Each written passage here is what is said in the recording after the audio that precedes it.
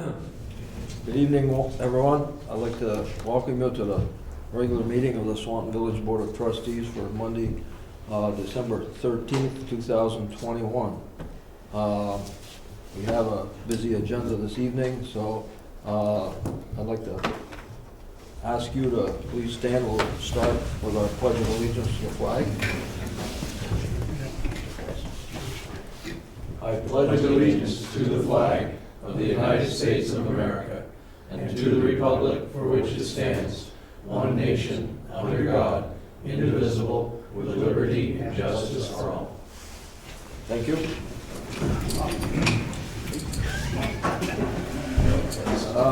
Next item on the agenda is agenda review. Is there any revisions to the agenda this evening?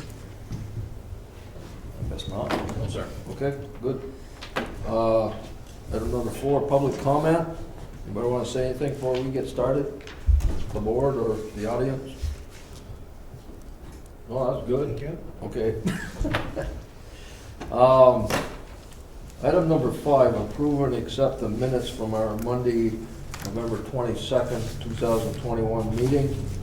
Well, I was going to say you have it in your packet, but you have it in your notepad. What's your pleasure on the minutes? I'd make that motion What motion? to accept the minutes from November 22nd. Okay. And I'll second. Motion's been made and seconded to approve and accept the minutes from our Monday, November 22nd meeting. Any discussion? Errors, omissions? No? Diane did a good job. All those in favor of the motion signify by saying aye. Aye. Those opposed, motion's carried unanimously. Item number 6, approve and accept the village warrants through Thursday, December 9th, 2021. What's your pleasure on the warrants? I move that they be approved. And I'll second. Motion's been made and seconded to approve and accept our village warrants through Thursday, December 9th. Any questions? Just one. Yep. On number 116.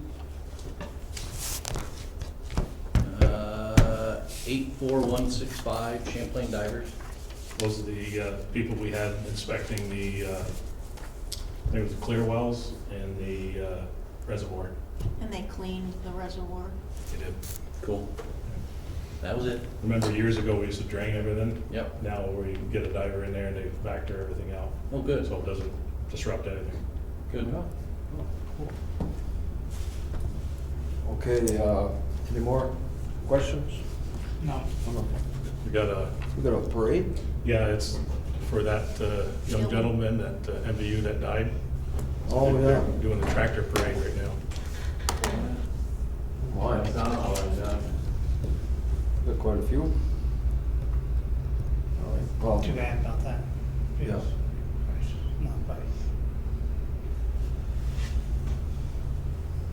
okay, with that being said, all those in favor of the motion to approve and accept the warrants signify by saying aye. Aye. Those opposed, motion's carried unanimously.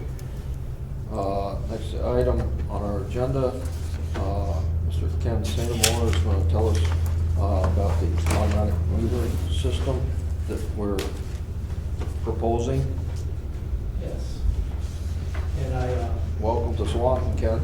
thank you. As if you don't know your way around. I've got some paper copies that you can bring back. Thank you, To sir. take a look at and go over each of these. I'm gonna start off, I'm gonna talk about more of the technical end of this, what it is, what's being proposed. And then I'll turn it over to my boss, Ken Nolan, who you all know as well. And he'll talk more about the business case for it. So, starting off, following Gordon, follow along. Oh, sure. Thank you.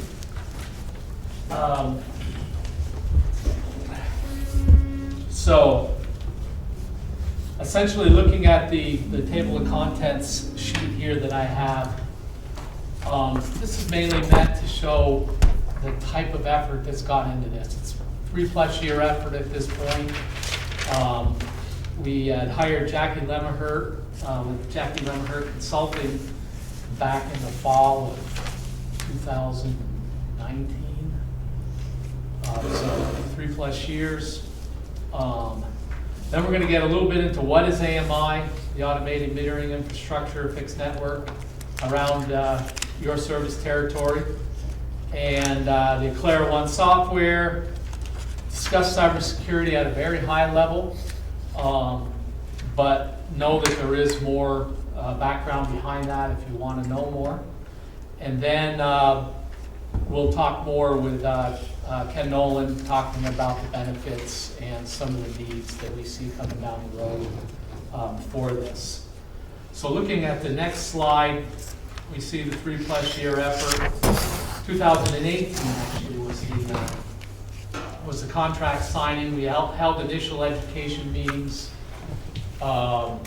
with Lemmerhurt Consulting.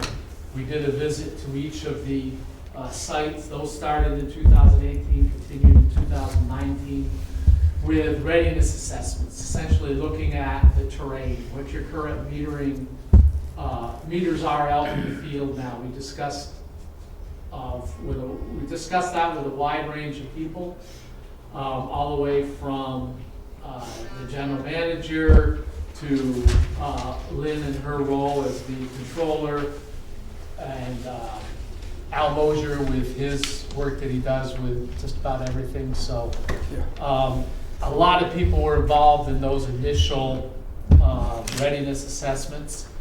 From there, I attended Distributech and just talked with a number of vendors, which resulted in an RFI, request for information, going out to 13 different vendors. We heard from 9, which turned into essentially that RFI. So from there, that brings us into the end of 2019, where we had the RFIs evaluated by a large number of stakeholders from many of the municipal systems. Lynn was involved in that, from Swanton, as was Al. And just evaluating it from there, we came down to 3 vendors that were selected as RFP candidates. So Hometown Connections with Itron, and Landis & Gear, and Eclair Technologies. So again, we went through a second phase of RFP, which was a more formal process with numeric scoring. Again, Lemmerhurt Consulting led that effort, and essentially came down with the final vendor selection towards the end of 2020 of Eclair Technologies. Did some follow-up questions with them, some reference checks, etc.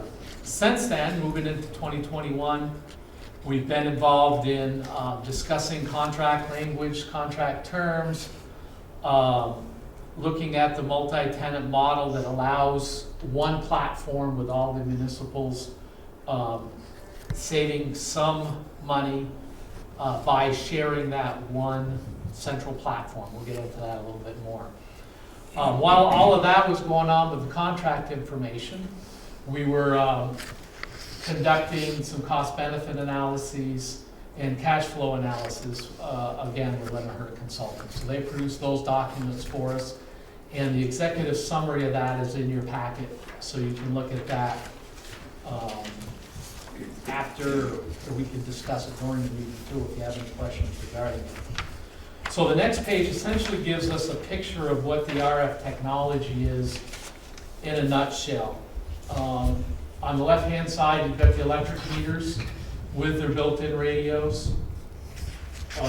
We also have water meters. Now, the water meters are a little bit different. It's a meter interface unit that physically attaches to the water meter. So there's many water meters that you can purchase, and I know Lynn's got a quote. We've got some numbers for that to replace some of the water meters on the system.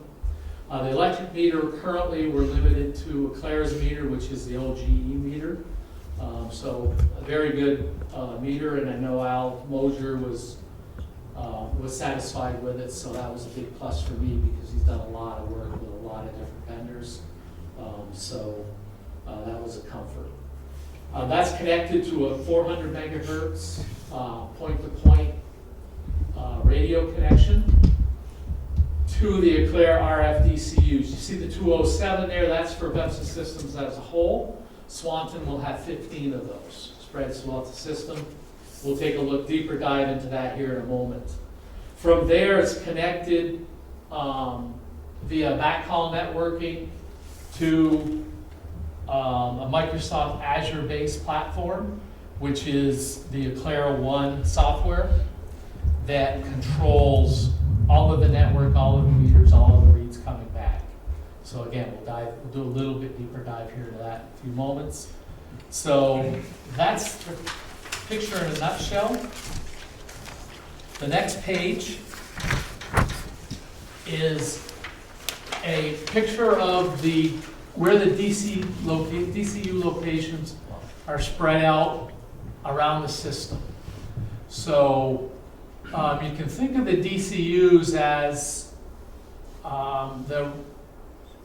we can do a kind of a comparison to your Wi-Fi router in your home. So if you go to the next slide, Red. This here, you can think of those yellow dots, and this is a picture of the southern half. Get your bearings here a little bit. The southern half of the service territory, so the bottom right orange dot would be up on the Bushy Road.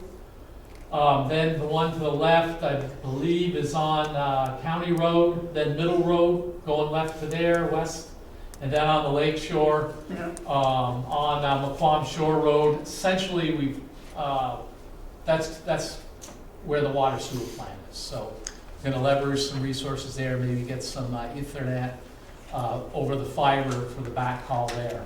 So if you look at that map of the Southern Territory, you see 5 of the DCU locations. The blue dots are electric meters. So to draw the analogy, look at the orange dots and think of them as your Wi-Fi router in your house. The blue dots are your laptops, are your cell phones, are your television sets, anything that connects wirelessly to your Wi-Fi router. The only difference is there you're using 2.5 gigahertz or 5 gigahertz for a radio frequency. Here we're doing in the range of 450 to 470 megahertz.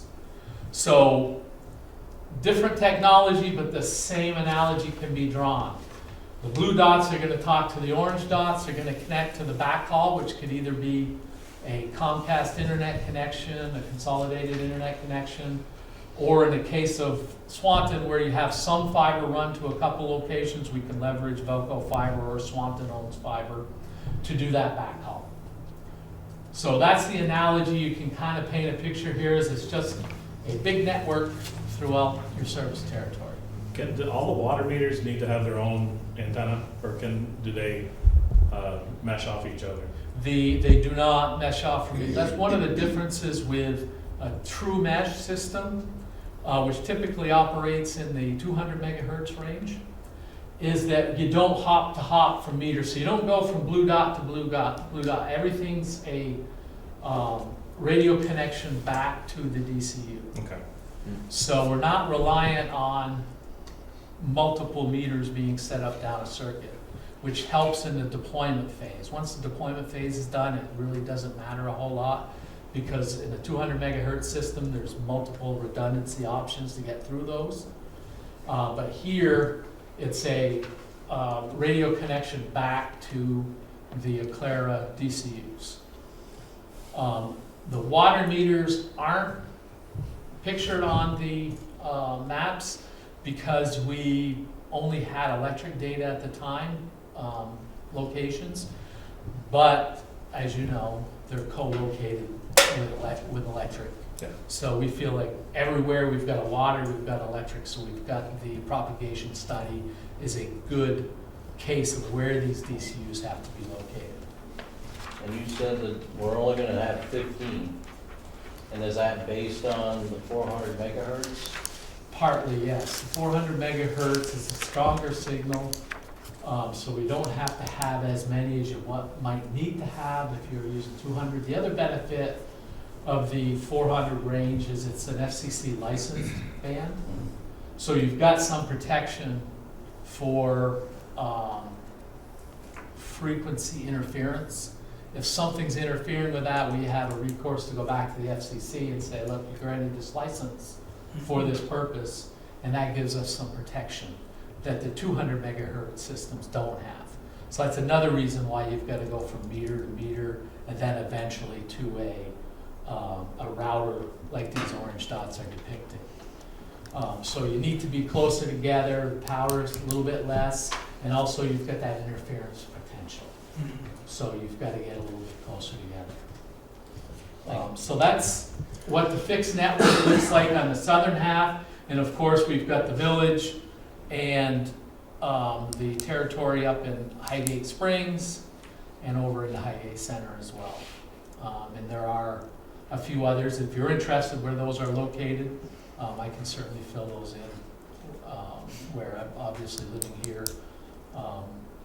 I can really easily relate to where those orange dots are. So, okay, so next slide gets us to the DCU head end, where all the DCUs are pointing to. And I want to, this is very busy, so I'm going to just hit the highlights because I want to leave some time for Ken to get to the business end of this. But what you're looking at here is the Aclara One system that is going to be hosted by in a Microsoft Azure installation. So when you start hearing about cloud implementations, that's one of the providers. You've got Microsoft, you've got Amazon, and you've got probably another 3 dozen of the lesser known ones or more. But Aclara is using Microsoft Azure, and some of the advantages of that is even in our office, we've got 2 people that take care of all of the IT information infrastructure. We're in your office. We're in multiple municipal offices. We take care of our own office. We've got people working remotely, literally all over the state. So by not having to maintain these critical servers, it's really going to give us more security in how it's run, because these are run by experts. Microsoft Azure, they can move these virtual servers around from inside a data center across to multiple data centers. And they can do it very quickly and very efficiently. So if they have a problem with one piece of hardware, they can easily move it over to another. In some cases, they'll have redundancy built in, so we won't even see that they're having trouble with some hardware. So just a lot of benefits and a lot of advantages. And it's getting to the point where you can really do it affordably. So you can take advantage of that expertise and not have to worry about having staffing concerns by being able to kick that server under your desk and know that it's physically there. Some people are comforted by that, and I understand that. You're used to that environment where you can touch it, but I do think with the criticality of these servers, that gives us some advantages. So from there, you see the Aclara One unified head end. That's where all the meter reads come in. And from there, it's distributed into the multi-tenant meter database management system. And that's where Mark will be doing his work. That's where Lynn's folks will be doing their work, is in the MDM. They're going to be doing the billing off from there with interfaces into the customer information system from Cogsdale. So that's how all of that ties together. Web-based access to move data back and forth when we need it. And VEPSA will also have direct access, so the people that I work with will have access for all the planning needs that go into this network as well. Some of the benefits of it, not stealing too much thunder from Ken here, but instead of having 1 meter read per customer per month, essentially the consumption data, we're going to have 15-minute interval data for each of those customers. So it brings in accurate load shapes. So you can aggregate residential customers and see what your residential load shape looks like. and then do some planning off from there. But I'm getting into Ken's area, so I'm gonna go off from that, because he knows 10 times more about that than I do. So that's what we're looking for here in terms of being able to get these reads. And the other question is, if one of Lynn's folks are working with a customer, it's gonna give them much more data, much more information about what's going on. They could be on the phone with a customer and do a meter read and get up to the last 15 minutes of consumption so that they can share that information. So that's what we're looking at with this type of system. Just experience my notes here, it looks like. And also, not only with consumption data, I didn't mention here that voltages on the circuits can be analyzed if we choose to bring back voltage data. KVAR data, reactive power, so that you can take a look at power factors and a whole 9 yards. But we can talk about that. Will a customer be able to look at their phone and see what their consumption is at any moment, or? As part of the initial rollout, not yet, but they do have a module. But it was looked at early on, and there wasn't consensus about whether we liked that aspect of Aclara's system. So the decision was made to wait and look at the vendors later. And we're gonna bring in the customer focused, and after the fact, we're looking at mainly the utility benefits of the system at this point. Okay. Next slide. I'm sorry. What kind of time savings are we gonna see in the office with regards to this? I mean, is this, if it takes Mark, I don't know, 3 hours to do billing, is it gonna take him 20 minutes? Is it, Well, I think clearly the biggest time savings will be not having to go out and Right. buy meters. Yeah. So that's gonna be the largest chunk of it. There are some provisions in the meter database management system, and I don't know, do you wanna weigh in on this? Because I know you've got some direct experience at Burlington with it. Yeah. As far as verification and that kind of stuff. Yeah. I don't think you'll see a whole lot of time savings in the office. The billing still, you're gonna have to process the same number of bills. You're still gonna have the same information to look at. On the office side, what you're gonna see is more flexibility in being able to design rates and deal with the customer calls and high bill complaints. You'll have a lot more information there where you can get more accurate information. Typically, the customers are happier because they can actually see what's going on. The outside field operations is really the time savings, and even there, it's you'll find people spending time on different things. Like, you won't be just physically going and reading meters, but you are gonna, the meters will need maintenance occasionally. It'll be higher skill sets that you're getting into. Thank you. Yeah, in the particular case of Swanton, knowing what Mark does in the office, because I work with him in those areas as well, with the information systems end of things and so on, he's gonna be freed up to do hopefully a little bit more of that work as well, moving forward, and maybe dive a little bit deeper into that. So, next slide is discussing cybersecurity. Again, I don't want to take a too deep dive in here, but essentially AES 256 encryption, so the highest level encryption, it's manufactured into the meter. So each meter is going to be manufactured specifically for this system, with the encryption keys built into the meter, the private keys built into the meter, and then the public keys are matched up with those private keys. So if somebody tries to put a meter in that doesn't belong there, or put any device in there that doesn't belong there, it's not even going to be able to talk to the head-end system. It's going to be completely ignored. So any type of snooping activities, any type of penetration, the encryption algorithms will take care of that.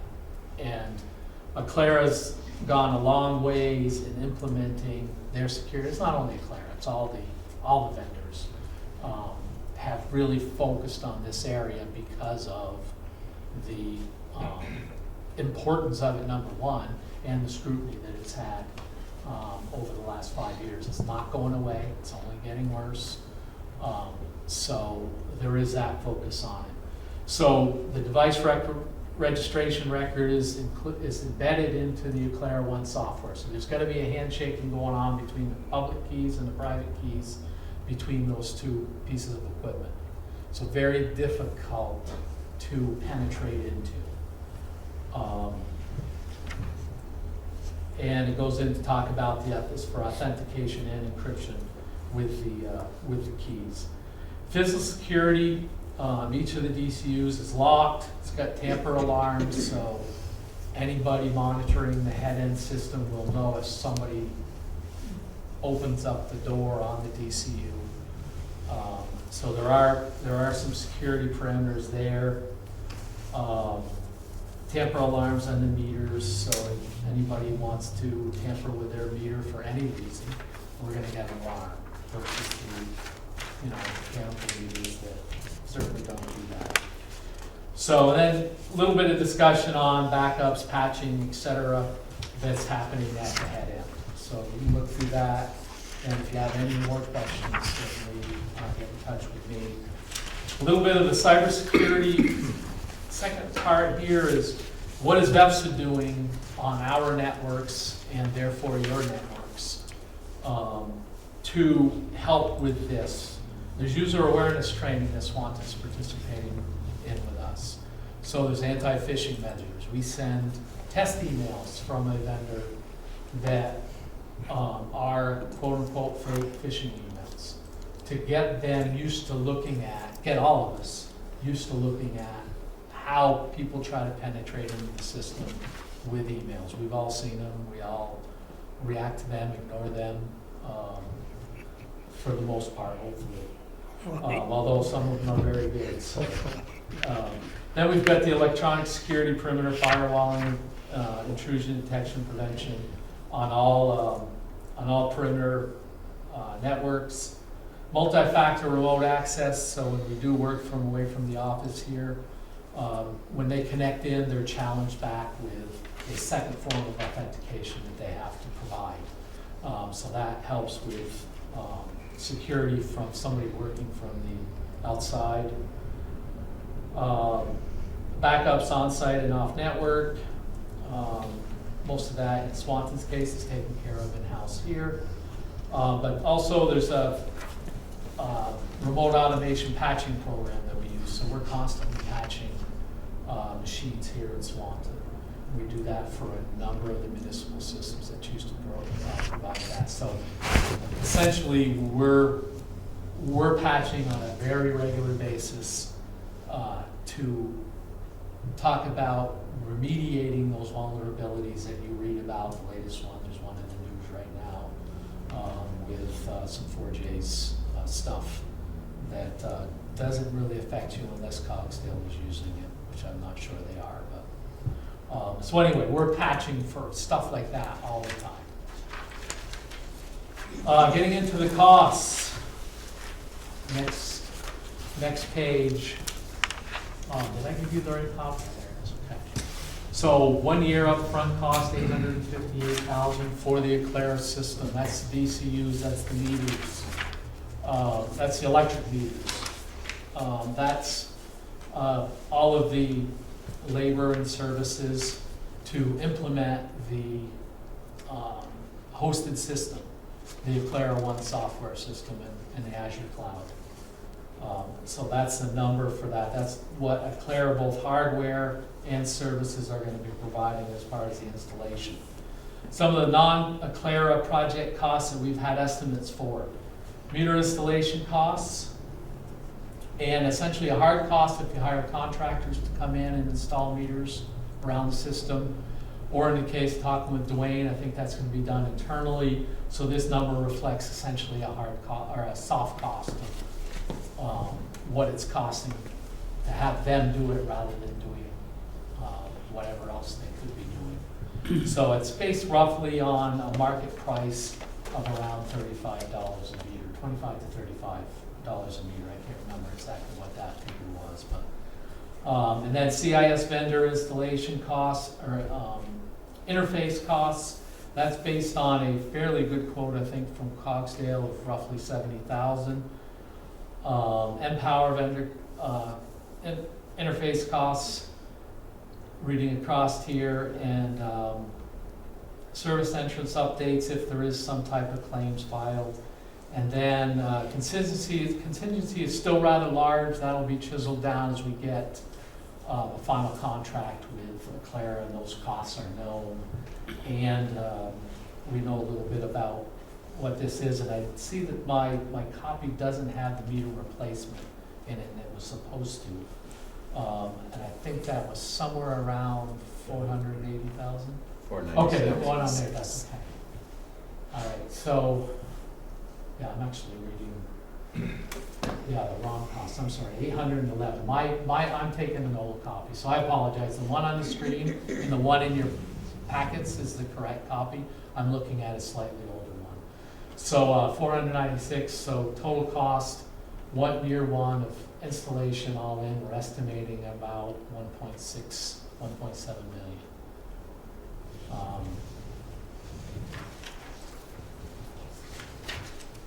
So looking at the next slide, 15-year life, these are the ongoing maintenance costs and the hosting costs of the system. So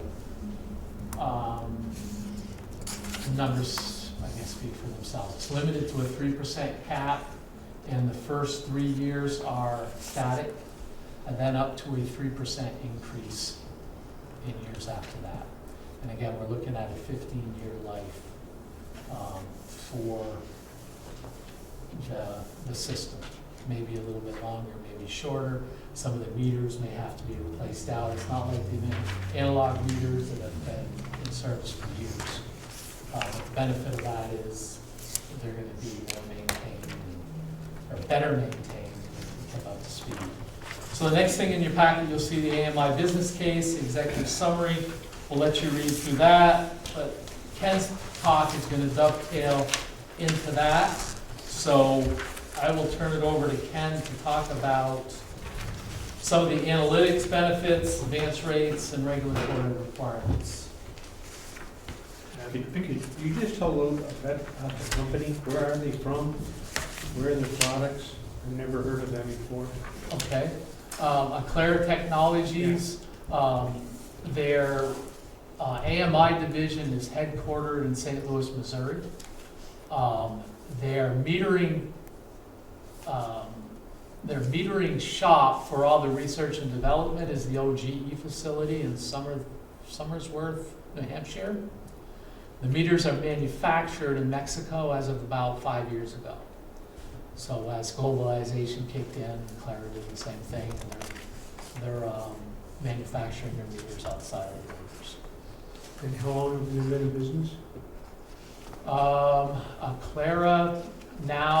Clara has been in business for roughly, I'm gonna have to look that up for you, but I'm thinking it's around 25 years. They were recently, within the last 5 years, acquired by Hubble Industries. And they've been in business much longer than that, and they're a multinational. Is that an American company, Hubble? Yes, it is. And, but I can get you some more specific No, numbers that's on okay. that. I was just, I'm probably a little paranoid here, but I just don't like things in China. Nothing here that we're proposing is manufactured in China. We have run into that, though, with our video surveillance system. We did have to shop that around very hard to find some cameras that were not manufactured in China. So that's part of the, a lot of the Project 10 stuff kind of bleeds over into what we're doing here, where we're subject to a lot of the NERC-CIP requirements. So that gets a little strong look there. We try to carry that over into the other areas that we do have to do business with. So Thanks, that's all I wanted to know. Correct. Yep. Yeah, you're getting much stronger federal mandates to buy American, first of all, for the economic reasons, but to stay away from China and Russia for cybersecurity and other reasons. So Sure. even if we wanted to go that route, there's federal prohibitions for a lot of the equipment that we use where you just can't. Good. You're a violation of law to do so. I think we've talked about the business side a couple times before, but just to kind of remind everybody, a lot of this is driven kind of in two ways. So there's operational efficiencies, and then there's a regulatory risk side of this thing. And we're seeing the regulatory side become much more of a driving factor. Just to put it in context, the legislature last year slipped into the transportation bill, which is very unusual. They had energy issues in the transportation bill. But they slipped in there that every utility in the state has to have either a specific rate for electric vehicles or a whole home time of use rate, meaning rates that vary throughout the day. That has to be implemented by 2024. Almost impossible to do that with the historic mechanical meters where you're getting one reading a month. You pretty much have to go to something like this AMI where you get a 15-minute or an hourly load shape in order to do that. There are mechanical meters that have built-in time of use buckets, so you can go plug them into a house. The problem with those is every time you change the rate, you have to take the meter out, reprogram it, put it back in. So it becomes very manually intensive to go that route. Where these advanced meters, because you're getting the 15-minute data brought back to a central software every day, you don't have to visit the meter at all. You can just, if you want to say, okay, today we're doing time of use from noon to 5, you can do that in the software. If 3 months from now you want to make it, well, we're going to go 2 to 8, you change the software and you're using the same data. So it's very easy to adjust those rates. So VEPS's members as a group chose not to put advanced meters in when everybody else in the state did it back as part of the ARA grants in 2009 to 2012. I think you were wise to wait. A lot of the kinks and bugs have gotten worked out. But the regulators now are looking at the world that pretty much they're assuming everybody has these meters in place, and they're writing the rules on that assumption, which makes it harder and harder for us to do business if we don't have the technology. So that's kind of what's driving. On the positive side, once we get these meters in, you start to get a lot of benefits, both in time and analytic capabilities. So I've just been making notes as Ken spoke, but we've set this up so that VEPS's staff can use it for forecasting. So every day we have to predict what your load's going to be when we go out and buy power on the open market. Right now we're doing that based on historic information at a utility scale where we don't have the granularity into what each of the customer classes is doing, for example. With this, we'll be able to aggregate up data and actually see the hourly load shapes throughout the day. And as they change throughout the year, we'll be able to follow that. So our forecast will be much better, which should translate into power supply cost savings, as we're not over or under buying in any given day. The time of use rates, this information will be very handy for designing rates rather than having to hire consultants and buy data sets. We'll be able to use your data specifically. Ken kind of touched on the voltage profile. I just want to hit that again. Every one of these meters has the ability to send back voltage every 15 minutes from customers. So you can get a voltage profile looking throughout the circuit. So from the substation out to the end of the circuit, you can see what the voltage is doing through space. And you're also going to see how it changes throughout the day. So you can see the voltage profile moving around as customer loads come on and go off. So if you're having any issues on a distribution line, it gives you a much more detailed view into what might be happening and what piece of equipment might be causing the issues. So you can use it for some predictive maintenance, troubleshooting. But now you have to go out and hang voltage meters and try to see what's going on. Similarly, because we can tie this into our GIS system, you're also able to aggregate up and look at loading on specific equipment. So you can start from the meter on the customer house. You can aggregate up all the customers that are attached to a particular distribution transformer and start to see when that transformer is getting overloaded or having issues. Becomes very important with electric vehicles. We're seeing already in Ludlow some cases where they put up a 15 kVA transformer and then somebody buys a condo and they move in with their Tesla, plug it in, and all of a sudden the transformer blows up on the pole. Well, it's because they tripled the usage of the house and the transformer couldn't handle it. So with these meters, you can start to see when that loading increases. Same thing from the distribution transformer up to the circuits. You can see the loading on your lines, start to do some prediction of what losses are going to be, what you might see for voltage profiles in the future, and back to the substation. So you can get a very good handle on what's happening on various pieces of equipment and when you might need to change things out before it becomes a problem. You can see when the loading is getting too heavy on particular equipment. Ken also touched on the ability for your customer service people to be able to do on-demand reads. So if a customer calls in, or just say you don't believe that the meter read you're getting for billing purposes, you can push a button and have the system go out and get the latest meter read from the customer. Rather than having to roll a truck out to read the meter again, that's all done right from the office. Outages are the same way. These meters will give you a notice when the meter loses power. There's what they call a last gasp. It comes back and says, hey, I'm out of power. When the power comes back on, you'll get a notice that it's back. So you don't physically have to send a crew out to check each meter or check with customer. You'll get that information back. And it can be rolled into your outage management system.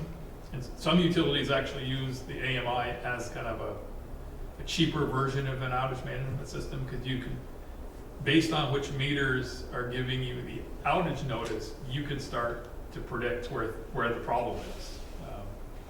And if you have an outage management system that you have visibility into your distribution equipment, you can combine that with the meters and get pretty precise as to what's going on.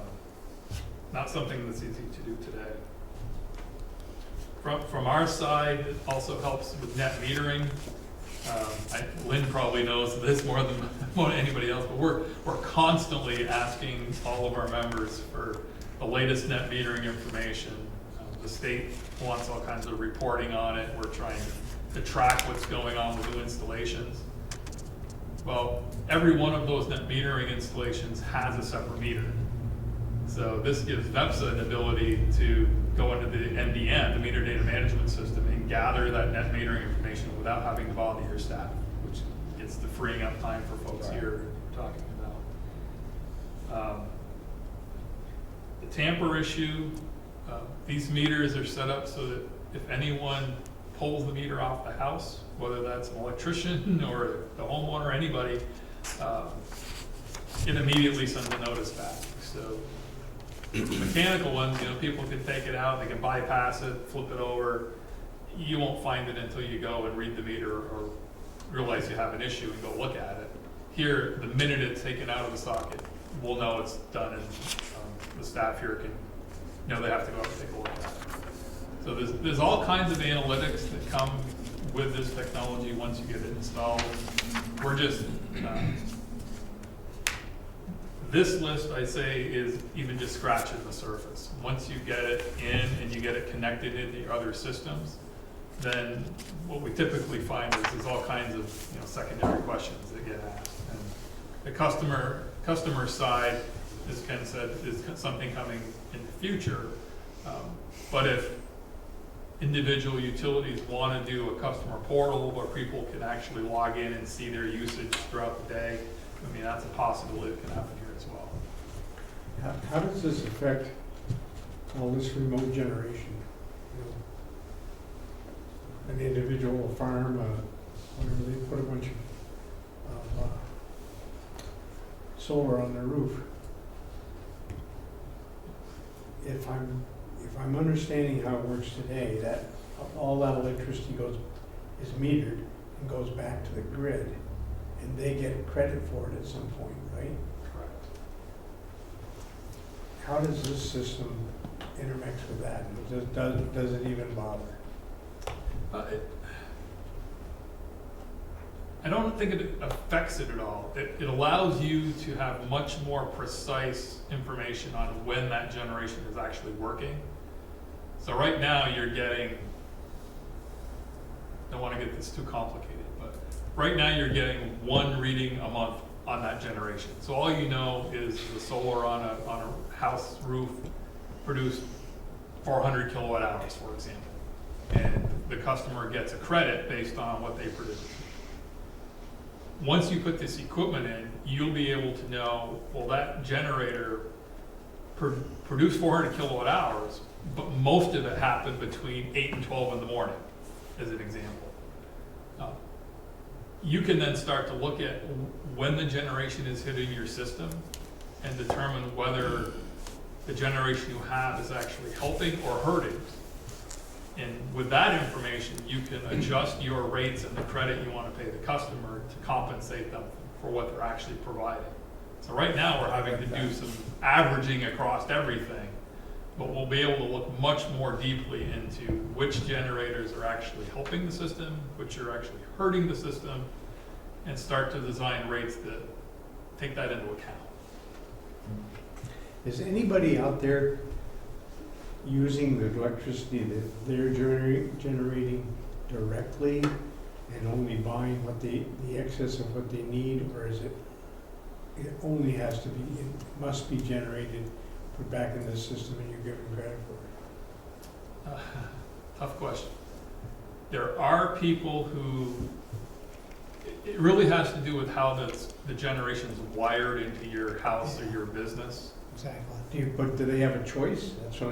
That's what I'm wondering. They do. Everybody has a physical choice as to how they do it. And the generators that were installed 20 years ago, under the old rules that the state had in place, most everybody put the generator behind their customer meter and used the generation themselves, Yeah. rather than giving it back.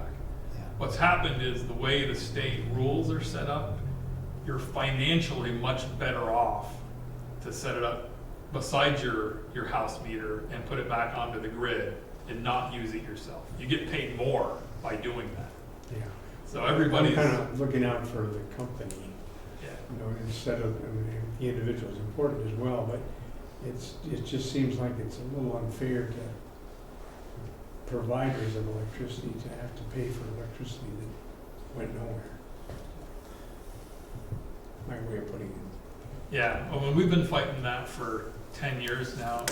It made no sense to me when you're charging customers 16 or 17 cents at retail and you're having to pay people 21 cents to give you power. I mean, you wouldn't be in business very long yourself if you're selling at a loss every kilowatt. every product you sold, you're losing money. And that's kind of how the system was set up. And we've slowly been, every year the Public Utility Commission has to relook at what they pay for rates for those generators. And we finally have gotten through, so the last 3 years, they've been reducing the rate down.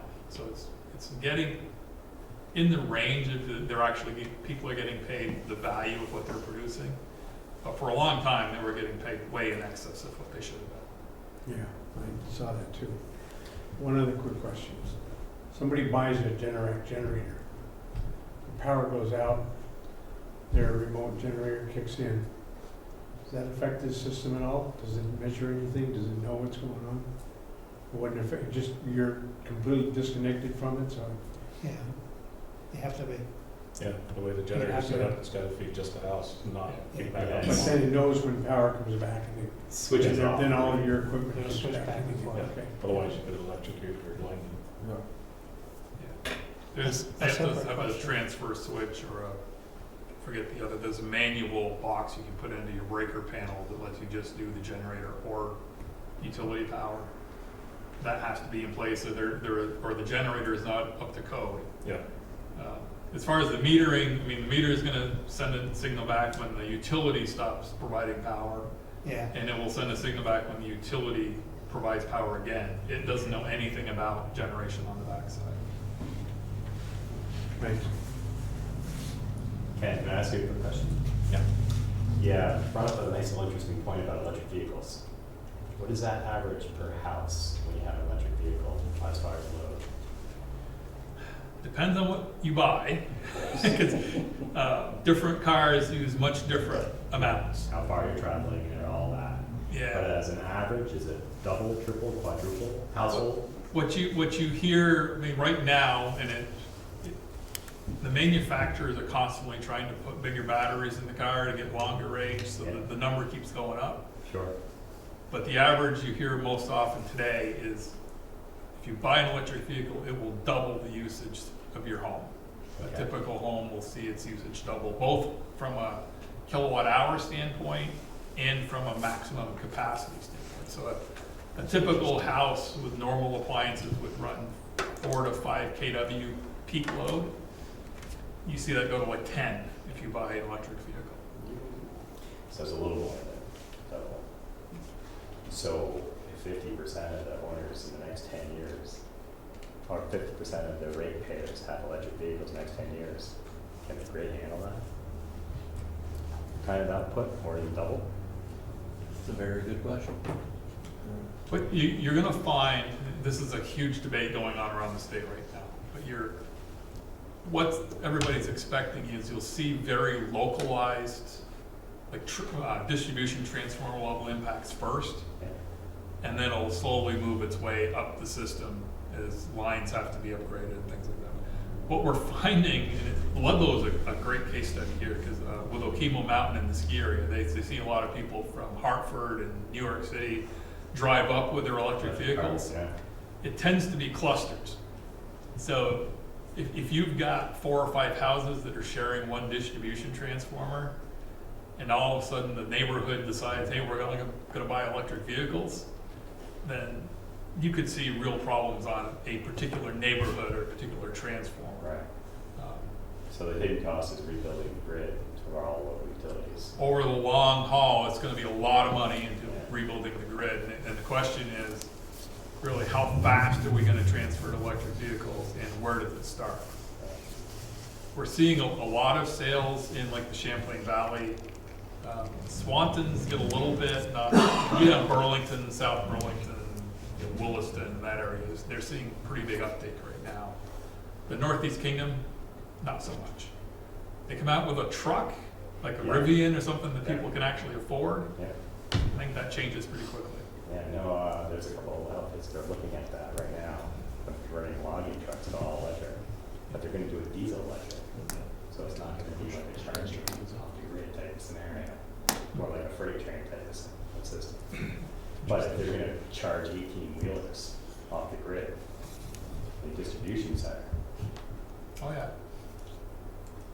The fast chargers, I mean, we're getting a little bit off topic here, but the fast chargers are DC based. We've got a couple of them proposed, one in Orleans is being looked at right now. I think Enosburg is putting one in as well. I mean, those can take 150 kW. So you got a 3-phase transformer bank you have to put in just for that one charging station. They tend to be more commercial scale though, for people who are traveling by and stop and plug in. But it can be pretty significant. So, want to talk about the cost benefit analysis on this?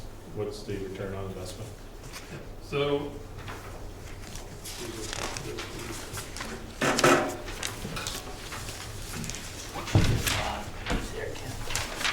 I think it's, in the executive summary, I think it's the 3rd page in. Oh, there's my glasses on here. So we asked Jackie to both look at cost benefit analysis, internal rate of return, and your cash flow. So benefit to cost ratio, Swanton actually does quite well, and part of that's because you can do the water and the electric meters. The members who had the ability to do water as well tended to see a better return than the folks that were just electric. So you're seeing a net present value benefit to cost ratio of about 1.87. 1 is break even, so anything above 1 is positive. So you're clearly in the positive there. Internal rate of return about 7%. It's not a great investment, but it's better than average. And we're looking at the cash flow payback period, a little under 6 years. As Ken said, this system's meant to last 15. It'll be paid off in 6. 2 other items to keep in mind, and these are both up in the air right now, but I want to make sure you're aware of it. The state has allocated about $100 million from the ARPA money, so the last bill that Vermont got the slug of money from, not the ones that are passing now, but the one they got last year. They withheld $100 million of that for implementation of the climate action plan. And they've now reached out to all the utilities and said, well, if we allocate some of this money to you, what would you use it for? And VEPSA has gone in and said, well, our biggest priority in the next 2 years is getting converted to advanced metering. So we've told them, everybody else got a 50% off tab with ARA back in 2009. We want 50% off for ourselves. So we've asked the legislature, VEPSA-wide, this project's gonna cost about $12 million. We've asked them for $6 million to fund 50% of this project. So that would make it a 3-year payback instead of a almost 6-year payback. No guarantees, but so far we're getting pretty good response. Everybody seems to understand that this is needed. That just putting this in brings us up to par with all the other utilities, and there's a lot of interest in making it happen. So we won't know until the legislature gets in session what they're actually going to do, but we're actively working that right now. The other thing that's going on, and you'll have to decide locally whether you want to take advantage of this or not, but we've been asked to look at having VEPSA fund the initial year cost. Take it similar to what we do with like the Vermont Transco stock, where VEPSA borrows money for everybody, and then we turn it into a annual charge, just an operating cost of the utilities. So we're talking to banks now about how we could structure that and borrow the $12 million on behalf of all the members and just have you pay it back over time as you're using the system.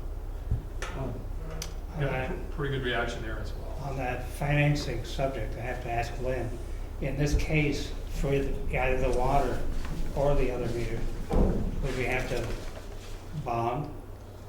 Yes. Without their help, 'Cause even with their help? The water meters alone are just under $500,000. Yeah, On the piece with the water meter, most of the meters in our system need to be changed out. I know. They're older than 15 years.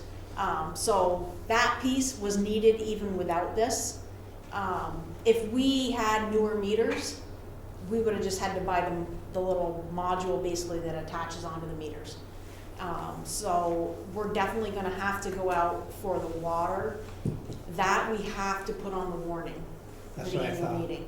Or a special meeting. The electric piece, if we wanted to borrow it ourselves and not through VEPSA, our debt to asset ratio is low enough that we would be able to go out with just you guys' approval. We don't have to take that to the voters. If Ken is successful in having VEPSA set it up, would we then have to get voter approval for the water meters? I don't know. That's a good question. That one I'd have to think through. I mean, the key is if VEPSA finances it, then the meters is owned by VEPSA. We were haggling that out. The latest conversation that we've had in the bank, because the reason we were thinking we had to own the meters is for collateral. Usually they want us, whatever we're buying, they want us collateral for the loan. Latest conversations we've had is they would be willing to take VEPSA's corporate security, not the meters themselves, which would allow us to let the members own the meters and keep them on your books. Several, Penny down in Morrisville has said the same. I was very vocal about I wanted the asset base on my books. So I think we'll be able to set it up where you keep the meter ownership, we could still borrow the money just on a corporate loan rather than being collateral with anything. Yeah. I'm sure we'll hear more. So one of the thoughts were is to piggyback that onto the river crossing. We've already kind of floated that by Wayne. Oh, that's interesting also. There is a way that we can put the bond wording for the river crossing Mhm. to include those water I'm meters. sure it could, yeah. Well, the meters are old. Yeah. Yeah. Mine makes a lot of noise, but I don't hear it upstairs. But this is one of those things where, I mean, it's, I don't want to say it's coming to the mandate from the state, but they're kind of looking at municipalities like, get on the train. Is it possible that some of this recent federal money can be allocated to a project like this? That's what he's talking Yeah, about. that's what he's talking about. Really? How much? Well, I gotta be careful. I think what the state's looking at is the last slug of the ARPA money. And really, it's up to the legislature as to whether they fund this or not. So we're beating them as hard as we possibly can to let them know this is a major priority, and it's really the gateway to us doing other stuff they want us to do. Yeah. Because a lot of what they want us to do, you can't move forward unless you get this meter technology put in place. The infrastructure bill and the Build Back Better bill that they're talking about now, everything I've seen, and I've been on, I don't know, a dozen calls in the last 2 weeks on that, it's all geared toward future technologies. So it's looking at broadband rollout, and it's looking at battery storage. Yeah. On the infrastructure bill, it's highways, water and sewer, not electric. So I'm less encouraged that we'll be able to get any money for this type of technology in the new bills coming out. Mhm. But I think we have a good shot at having the state allocate some money from what they already have. Okay. The water might be part of the future though.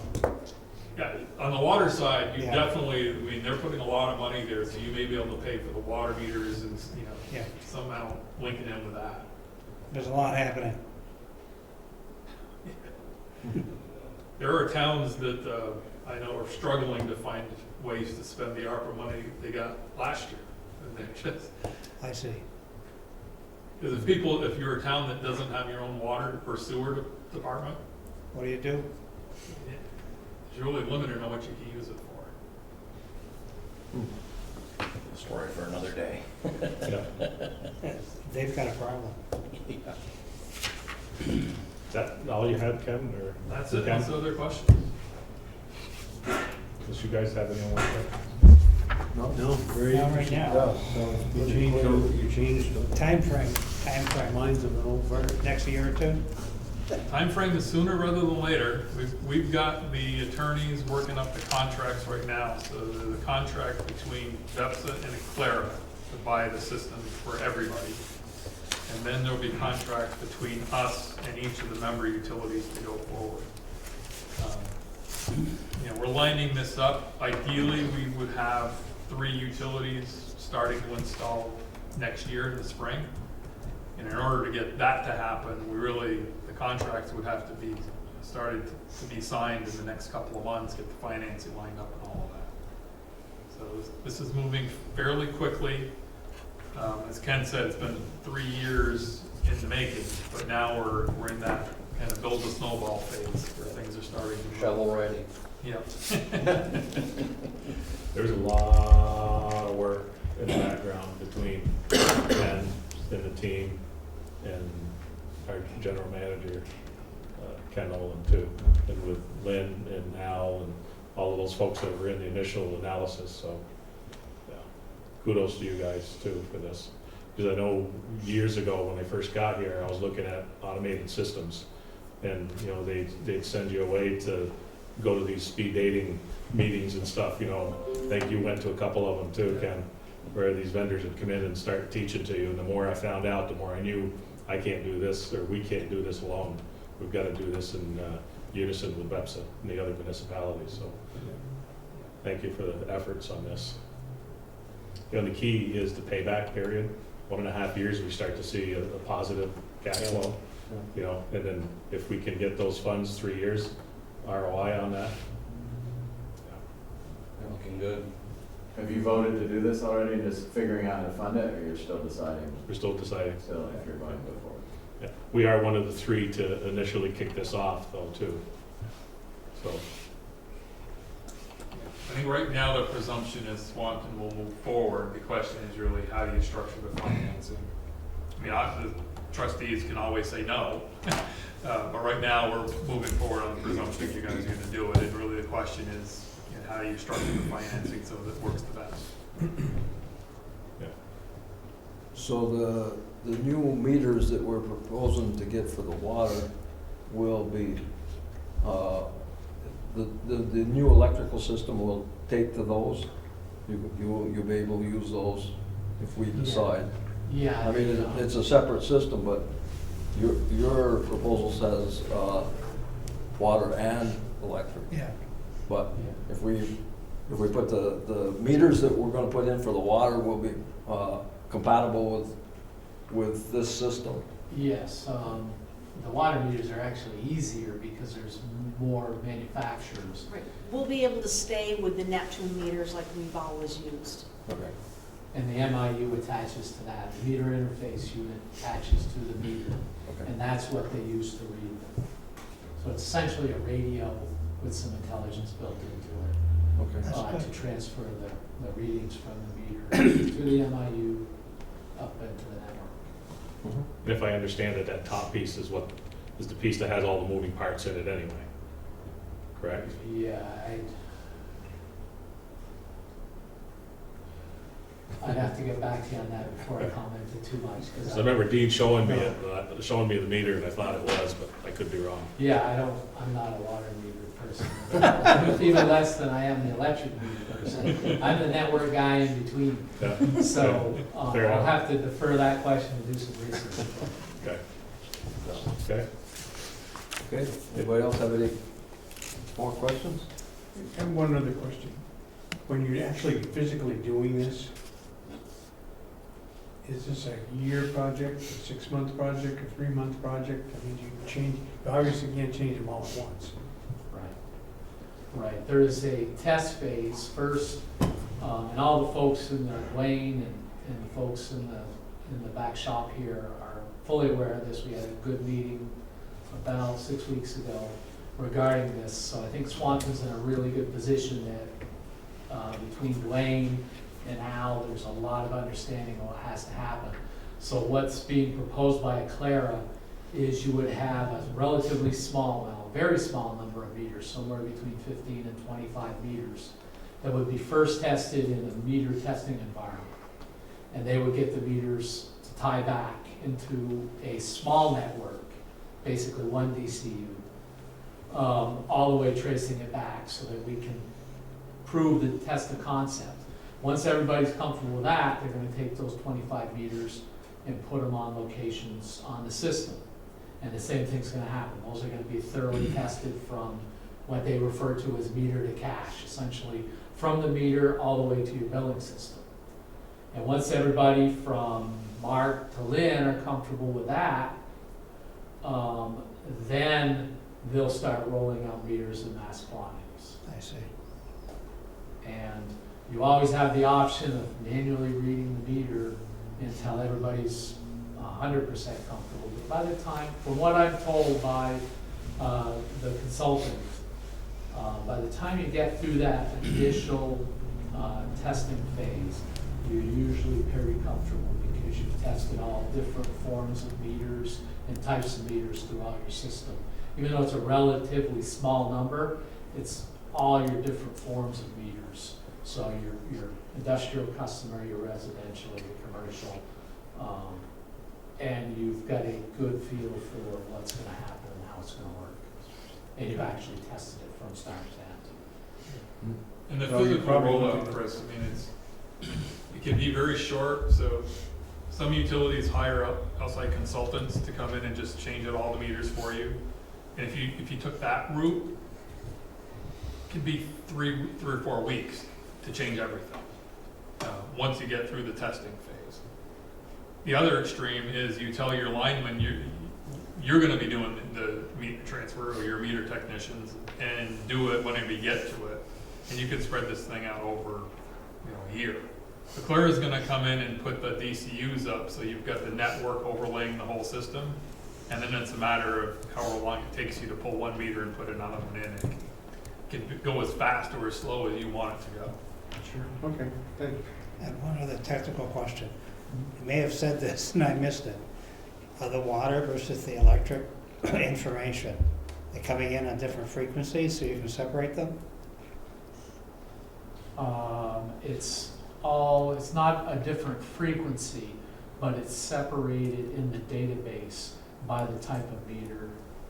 There's all different types of parameters, of whether it's a water So there is a service, different, whether it's an there electric is a different service. avenue for each. Yeah, so it's all carried over the same network.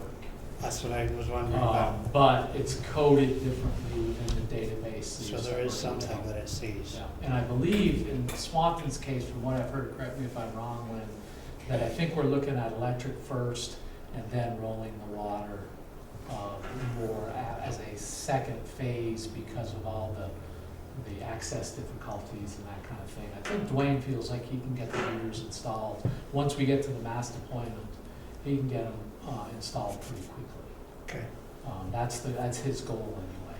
So I don't think we're talking a year, but I'd rather have Dwayne talk to you about that than me. But that's what I've gathered. That we're going to do electric and then water, but the water will be included in the testing phase. Okay. Okay. Thanks. Well, thank you, gentlemen. Yes, A very good. pleasure as usual. And I'm sure you'll be in touch with us before we're in touch with you. Yeah, the next time you see us on this topic, we'll have contracts for you and financing options, and we'll be getting a little more structured in what the ask is. Okay. And good news on that 6 million. Yeah, we're hopeful. Okay, thank you. Thank you. Thank you very much. Thank you, gentlemen. So next item on our agenda, 2022 budget discussion. And I'm assuming Lynn will take us out on that. Yep.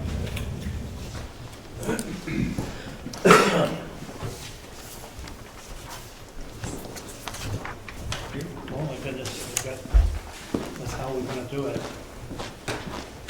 Thank you. I should have done my clip. Last page, There you go. thank you. Where'd you find that? This is obscure. I know.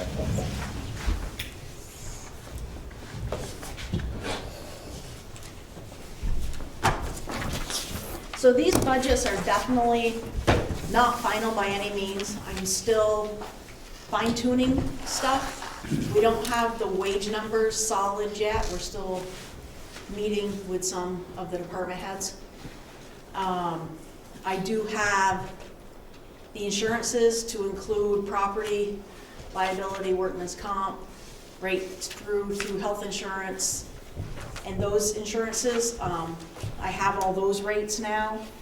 I'm waiting to see, we're getting close to the end of the year, so I'm trying to finish up November's financials so I can look better at where my year-to-dates I think are gonna land to compare, we just renegotiated our uniform contract with some savings, primarily in the electric department.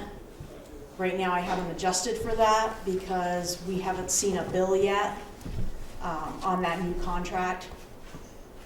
It didn't really affect Public Works, Water, or Sewer because their contracts were pretty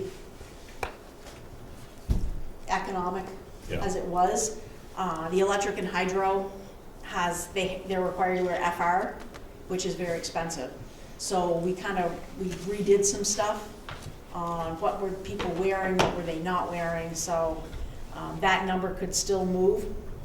In total, across all the budgets, right now, I have a COLA built into here of 5.84%, and everybody's looking for help right now. So there are some places where we have staff that are not being paid competitively and, for lack of a better word, could go someplace else and make more money. So those are kind of the ones we're trying to adjust in this budget, to bring them competitive so we don't lose good employees. So that's in there. That also affects Social Security that we have to pay and in what we pay into retirement. Workman's comp, our experience mod went from 1.04% down to 0.87. So we're seeing a savings in our departments for workman's comp. The retirement plan, which is through Beamers at the state, they've been, for the last few years, saying every July 1, they are going to raise the contribution in total by not more than 0.5%. What has typically been happening is it's been 0.25% to the employer portion and 0.25% to the employee portion. They have not yet decided. Usually we know by now what they're gonna do. They have not yet decided. So I had done, put the original 0.25% in on our portion, and I got an email one day. So apparently some of the other towns had been hounding, and they said, we still don't know, because it's more than just like the person at retirement that we deal with. There's a committee. We still don't know what they're gonna do. So they were recommending that all towns put 0.5% in as the employer contribution for July 1. So I factored that in. So that may end up being a little high, because they may go back to 0.25% for the employee and 0.25% for the employer, but I erred on the side of caution. Just thinking in case they do say it's only gonna be the employer portion, that we don't get shortchanged in what we've got in our budgets.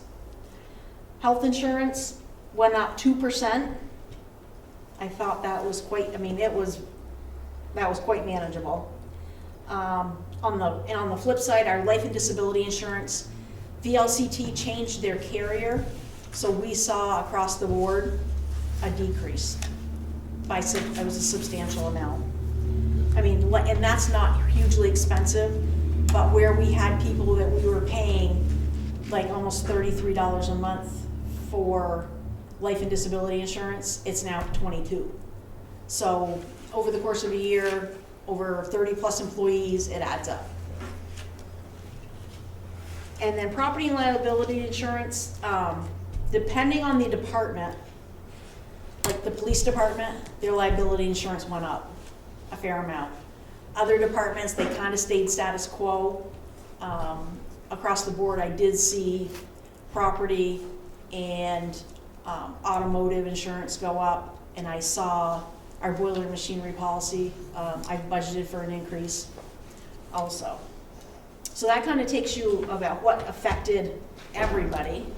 And now, if I go into what's just affecting each department, I can start with the electric department.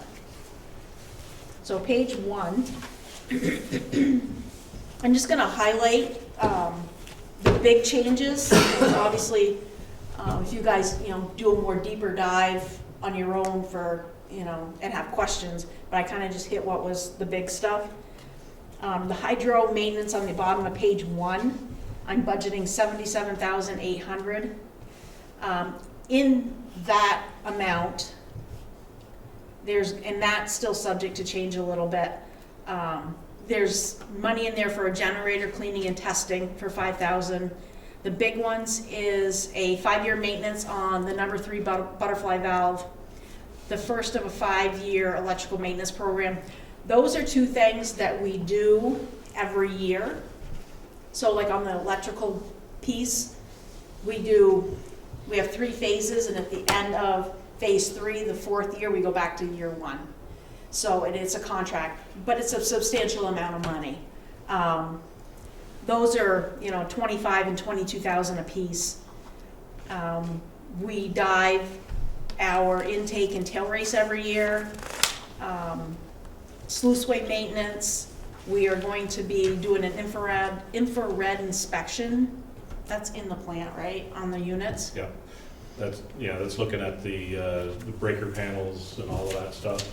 We were talking about buying our own IR sensor and send Scott or Avery to training. We just do it in-house, but until that happens, I mean, we could buy an IR sensor for like, I think it's $800. And they're one of the FLIR units that's usable in the fire department as well. So you can actually look at the panel, take a picture of it, you can have a document, for year to year to year to year to see how the equipment is working. So we are looking at that too. At the top of page 2,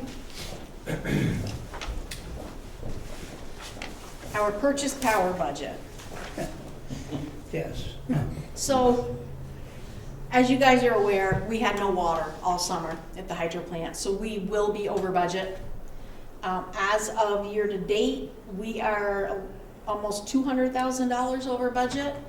That will be higher. So the bills that we paid in November were for October's usage, or billing. So right now, we've got November bills that we're just getting in now, and we'll have December's bills. So, as of this year to date, which I printed this afternoon, that's purchase power for 10 months, not 11. Okay. And we're already $200,000 over budget. So we did have water, but Too late. yeah, I mean, we could be saved some, but not sure yet. I don't think we're Probably gonna, not 200,000. we won't recoup ourselves down to below budget at this late in the year. So VEPSA's budgeted us at about $22,100,000 for next year. The difference is we're behind the meter now.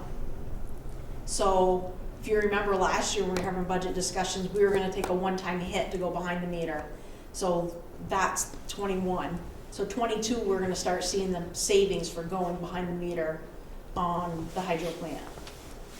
So we also see that savings on the res because we are 100% renewable. Yes. So that's a savings there that we get. And that's a, I wanna say that bill was around $20,000 a month that we aren't paying anymore, because we are actually looking at the documentation they say, because every year they have to certify us, and we were 106% renewable, I think is what the number was, for November 1 of 20 through October 31 of 21. It's not a calendar year, it's a fiscal year that we use for that. Farther down the page, maintenance of lines. I've historically budgeted $80,000 there, and we use varying amounts. Dwayne asked me to drop that to $50,000. He figured that would be plenty. On page 3,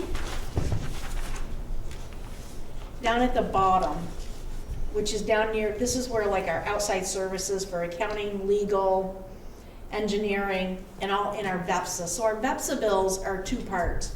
One part is power supply, and another part is administrative, which is, like the admin piece they do for us that's not directly related. Like if they help us out with a rate case or a rate redesign, the work they're doing, at the board level, that sort of stuff. So when we get our power bill, we have to divide it between, like, there's a breakdown of how much is admin, how much is power supply. And then we also have the GIS, the AMI, the renewable energy credits, the net metering. These are all projects that we do at VEPSA. So from 01-00-592-304 down to 592-308 is all VEPSA related. Those numbers, I don't have the most current in there because they just adopted budgets last week, Yes. and I haven't put the new numbers in yet. They don't differ significantly from this amount, because this was like the semi-final draft number. So I gotta just put the final, they tweaked it a little bit. the second to the bottom line, you can see 75,000 where we budgeted just over 70,000 last year for property insurance. And then like for example, in the electric department, our workman's comp insurance is going down from 48,575 to just under 40,000. So a decent amount of money. On page 4, the top piece is the benefit packages for the employees, which retirement and health insurance and our dental and life and disability insurance. So this year we've had 2 retirements and we have other people leave. So we've had people like leave that were like family plan and we backfilled their position with a single person. Or we've had a single, somebody's on a 2-person plan retire and we've backfilled the position with a single or a family plan. So like the health insurance, like for the electric department, the health insurance is actually going down this year. We had an employee leave that was a 2-person plan and we backfilled with a single. And so it's going down even though we had an increase in the health insurance, a minimal increase. And like the life and disability is also, they're saving about $1,300 just from the rate changes. Farther down, Social Security taxes, down in the middle section, 01-00-54815. That is all because of pay rates, is where that increase is driving from. And I also haven't adjusted. So miscellaneous non-operating revenue, which is 01-00-6421. I budgeted the same amount that we've had for the year we're in now. Velco or Transco is actually closing on an equity call in December that we are doing through VEPSA. So that number will be different as we get rolling next year. I don't have the number that it will change to, because that's just what's existing in what we get from Transco Equity, is that almost 400,000. So we will see a little bit more, but right now that hasn't closed, so we don't have the final quarter, what the quarterly amount will be that they'll get us. And then on page 5, long-term interest. So that's going from 168,655 down to 145,100. The original plant bond at the hydro plant that we took out in the early 90s, we will pay $440,000 in 2022, and we will make our final payment in 2023 on that bond. That's the largest bond we still have outstanding. When that happens, once that bond is paid off in 2023, we currently have a return and contingency fund and a debt service reserve fund on that bond that totals about, it's over $1 million. Yeah. We will get that money back in cash. So we can't prepay It's like insurance. the bonds. So we basically had 2.5 years worth of bond payments sitting in the bank that we can't touch.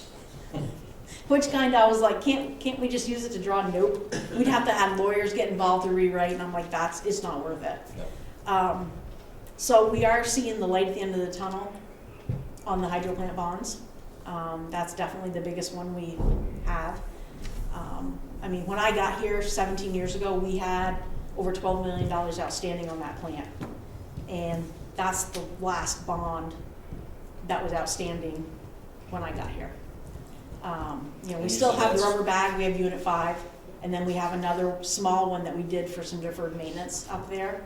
So we still have debt up there, but nowhere near what it was. And you said it's gonna be cash.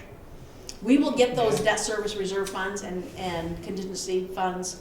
They will pay us, just like we had one out on the bond that was paid off a couple of years ago. Yep.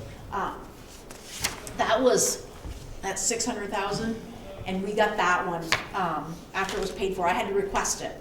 It wasn't like an automatic, oh, your bond's paid for, here's your money. Yeah. They wanna keep your money. Of course. Even for a day. But we,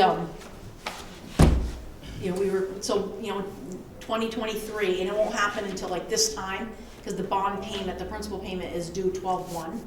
So once that payment is made, I'll request the funds, and they'll get them to us. So I feel I was really nervous coming into the budget season about what purchase power was gonna do.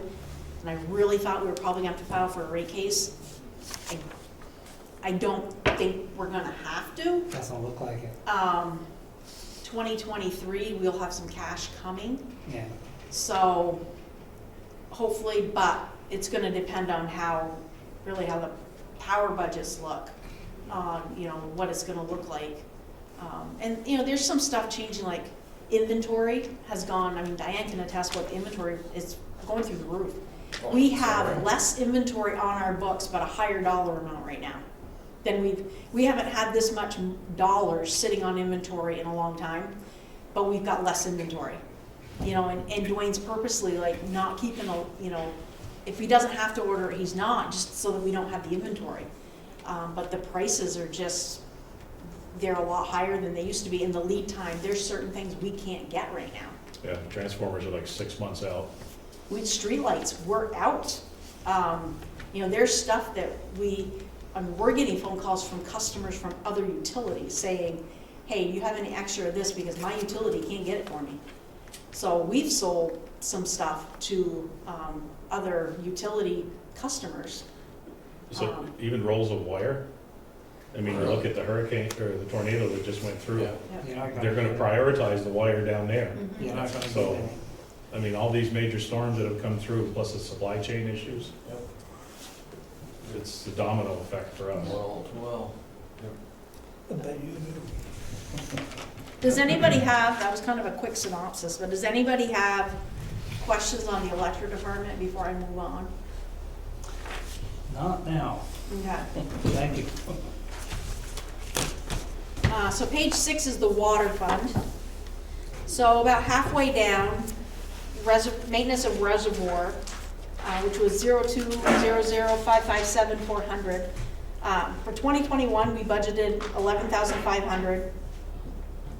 And the year-to-date amount, we have an outstanding bill that we have not received yet, which is where we cleared the wells, cleaned some wells. Which, looking at that, I think we've got it coded wrong because that should be higher. So I've got only 2,000 in there for next year. We only have to deal with the reservoir wells as far as cleaning and inspecting every 5 to 7 years. So every 5 to 7 years, you're going to see a bump in that line item. The last line at the bottom of the page, chemicals. We're reducing down to 26,300 from 38,500. We're being more efficient, I guess I could say, in the plant. We're not using the chemicals we were. So there's been a change in the operator there due to the retirement. And, the operator just monitoring the plant and having it operate more efficiently and not having to use as much chemicals. It's just a factor of different person, different way, but the quality of the waters remain the same. It's just different operations, different strategies. On page 7,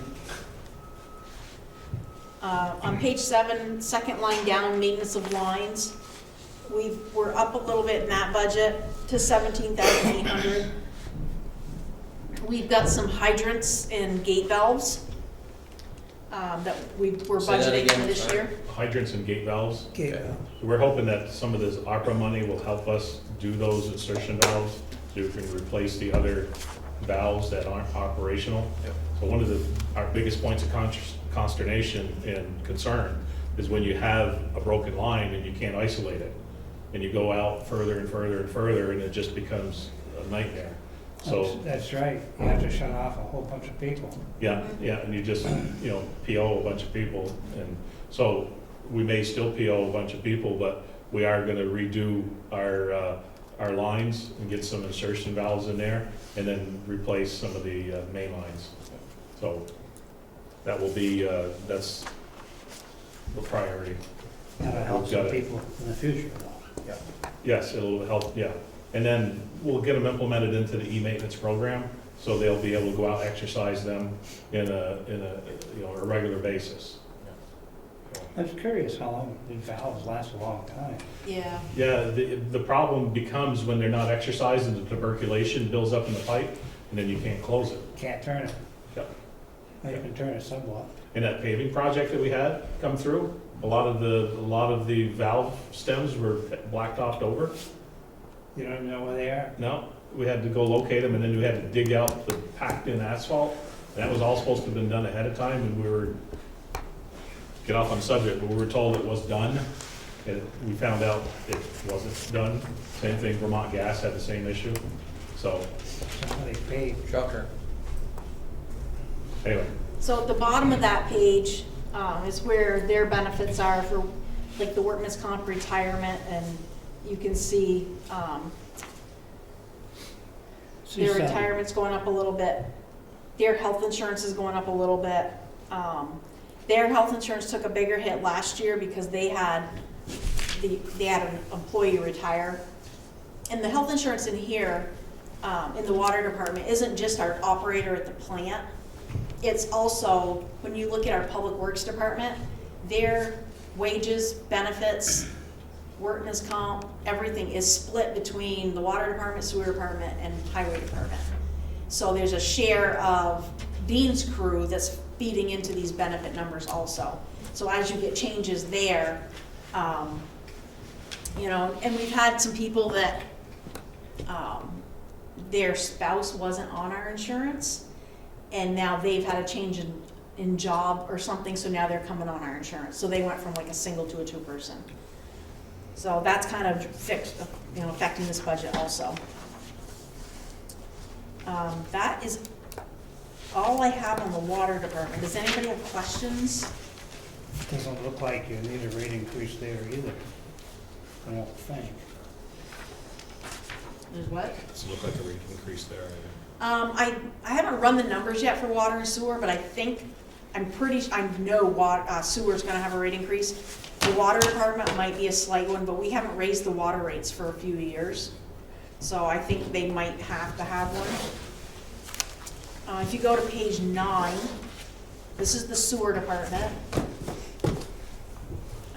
In their plant maintenance, they've got a pretty big jump, which is account number 0300554510. On their schedule for next year is maintenance for their centrifuge. And that, if I can get down to it.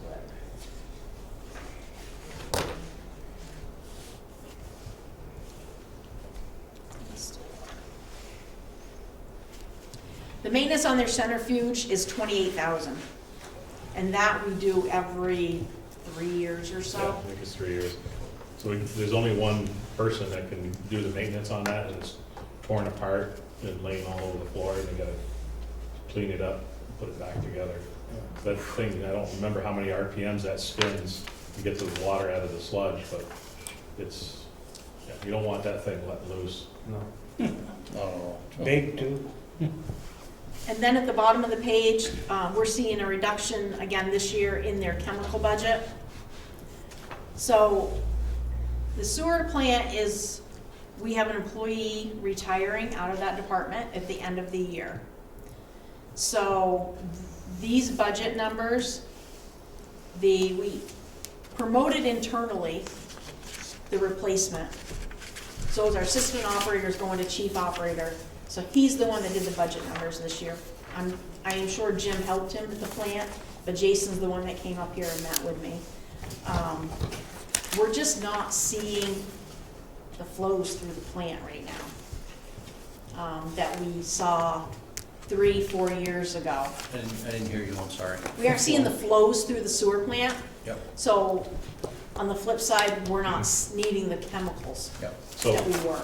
so one, it was a dry summer, so, the CSO wasn't completely done throughout the whole village, so there's still some storms connected to the sewer that was going into the sewer plant.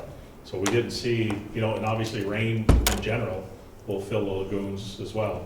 So we didn't see a lot of that. So, there were some days the plant did not discharge at all. We had fixed some lines where, just that there was flow going into the plant, that there shouldn't have been flow going into the plant, so those are fixed. But yeah, so just not as much flow. The chemicals did go up because of gas prices, fuel prices, but overall, I don't think chemically. Yeah, right now, we're able to drop it down about $9,000. Year to date, we've spent under $30,000 out of a $66,000 budget.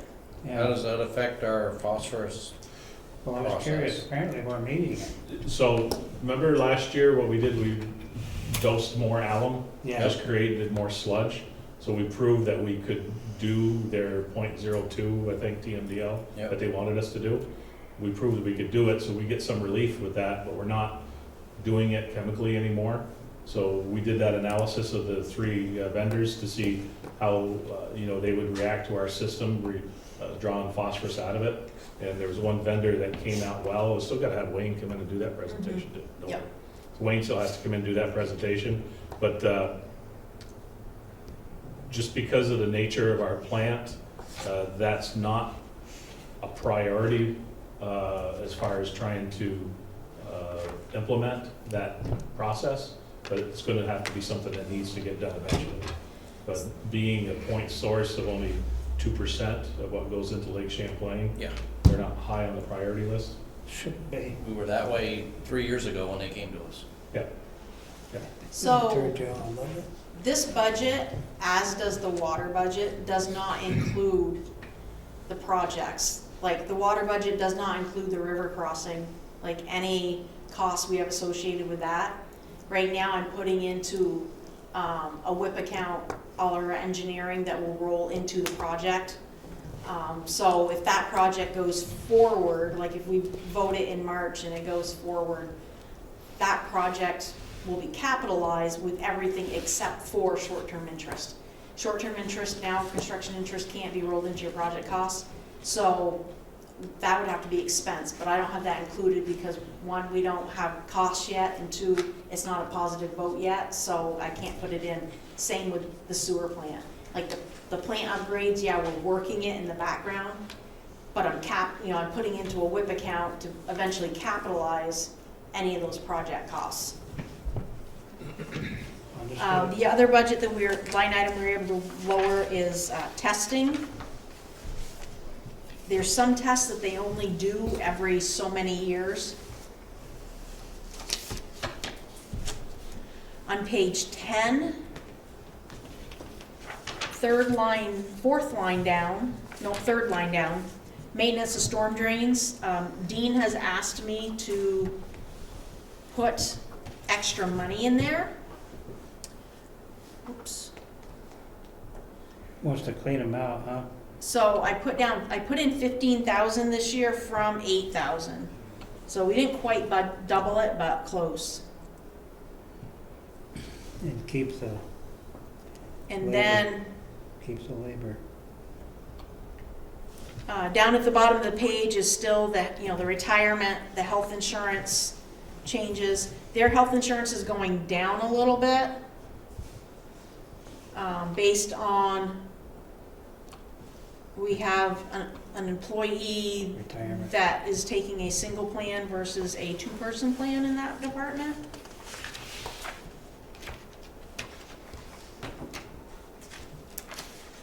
On page 11, shop tools, which is in the top third of the page. It's up about 6,200 from last year. Half of that 6,200 is a camera for the sewer lines that the Public Works Department is asking for. And the sewer plant is asking for a chainsaw and a pole saw. So the camera is about $3,600 in itself, which is under my capitalization limit of 5,000, so I'm expensing it versus Yeah. putting it on the CapEx list.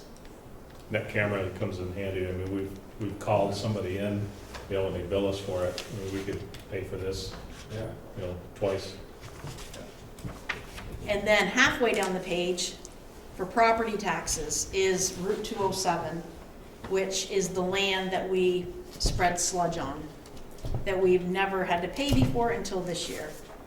Yeah, so that was still a work in Contentious. progress. Yeah. It's, Full of contention. yes, a work in progress, that's a good word. Yeah. I like it. So any questions on sewer? Not yet. Okay. So page 12 is the highway department. So those first three budgets, you guys, I mean, as you guys know, are all based on user fees and rates. So the highway budget and the three general fund budgets are all based on property taxes. So at the top part of the page, grant income, which is account 04-00-6421-102, is grant income. I do not budget grant income typically, because it's not known and measurable from year to year, unless it is known and measurable. The bridge, we do know that we have a grant to repair the bridge. We do know what the grant amount is, so I budgeted for it because I had to budget for the expense because we will have a 10% match. So the $157,500 is the bridge grant money. Plus. And if you go down farther where we have the distribution plant maintenance, so where we've got the summer streets, winter streets, sidewalks, bridge. When I do Dean's budget and I allocate labor, I plug it at first the way the allocation was the year before, and then I go back and I look once the year's closer to being done and say, okay, where did they really historically have they spent their money? You know, are they doing a lot of work in winter streets, but I don't have enough budgeted there? So I kind of move it because he hits the Parks and Rec budget in the general fund. He hits winter streets, summer streets, sidewalks. In the sewer and water department, he hits maintenance of lines. So he's spread on so many different areas that I really have to like take a step back and like kind of focus on where was the money spent and what percentage, because it affects not only the labor, but if I change that allocation, it affects where I charge Social Security, health insurance, retirement, you know, the dental and the life insurance, all get reallocated based on where that labor, you know, and that's just budgeting. When he does his timesheets every week, if they spent 40 hours this week just plowing snow, that's where it gets charged to.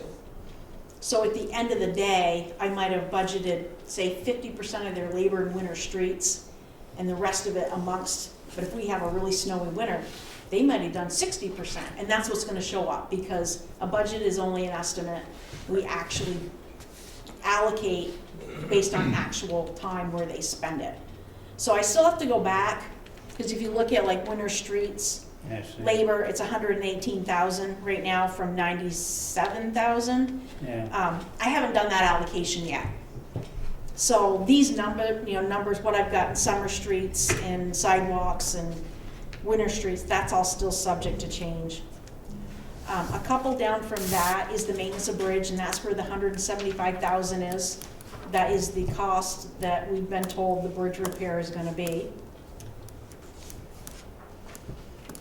If you go to page 13, in the top third of that page is where the workman's comp, retirement, health insurance, all is. We are seeing a significant a pretty significant hit in the health insurance, based on some employees changing what plan they're in. Changing what plan they're in.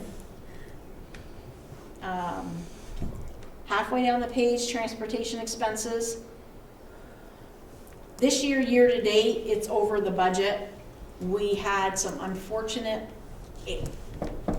maintenance issues on a couple of trucks. Hopefully they're resolved. But I did, fuel prices are up, parts prices are up. So even just walking the door at a garage to have stuff done, the labor rates are up.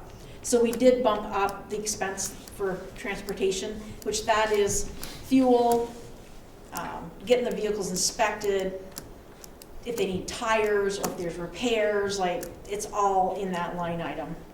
Is that enough? I was looking at it again today when I was printing these off, and I'm like, I'm not so sure that Dean put enough, in there when we were talking about it. So I'm gonna revisit that with him. I gotta go look because I know what we've spent year to date. We had some electrical issues on a truck, and we had, I believe, there was one of the plow trucks had an issue. But on the flip side, we have a new plow truck arriving. We've paid for it. Should be here fairly soon. Yeah. So, that older truck, so the old truck will get sold. The older truck would get put in reserve. Right. Which one had the service, the oldest one? No, it was actually the second one? 550, we had problems with the lighting. Which is on it. one of our new trucks. It was a new That's truck. one of the newer ones. Yeah, so we've been battling back and forth and stuff on, fix it, not fix it, what's causing it, that kind of stuff. We think we got it resolved now.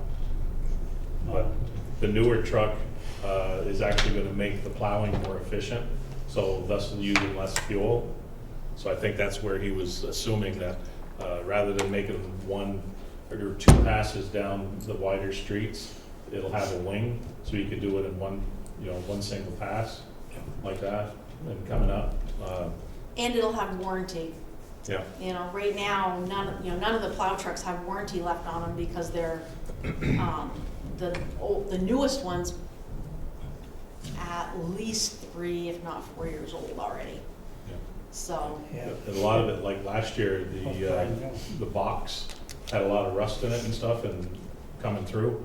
And then basically Dean bought metal plating and cut the pieces out, welded them in and repainted it.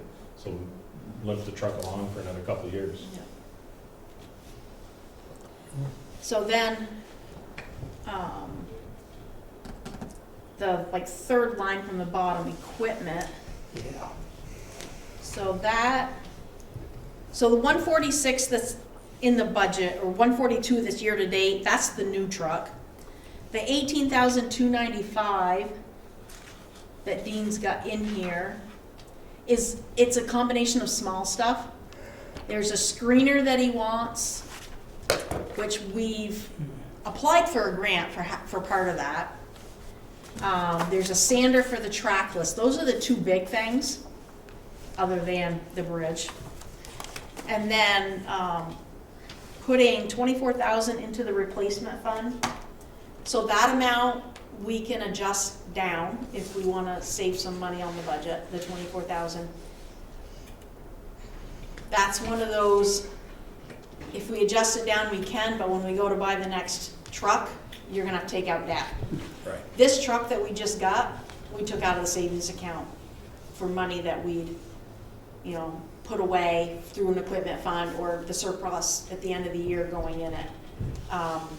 We still have a little bit left in that fund if we, either to build on or if we wanted to pay for some of these small things.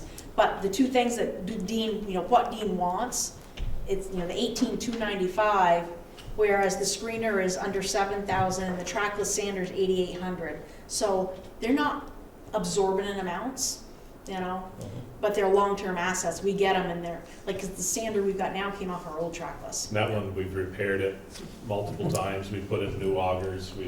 I was Welded told in that size. it probably wasn't repairable after this coming No, that's the winter. sander that was on the old one, isn't it? Yeah, because when we So bought it's this, pretty old. when we bought this trackless, we didn't buy any implements, so I didn't we've think been so. every few years Yeah. buying something. Yeah.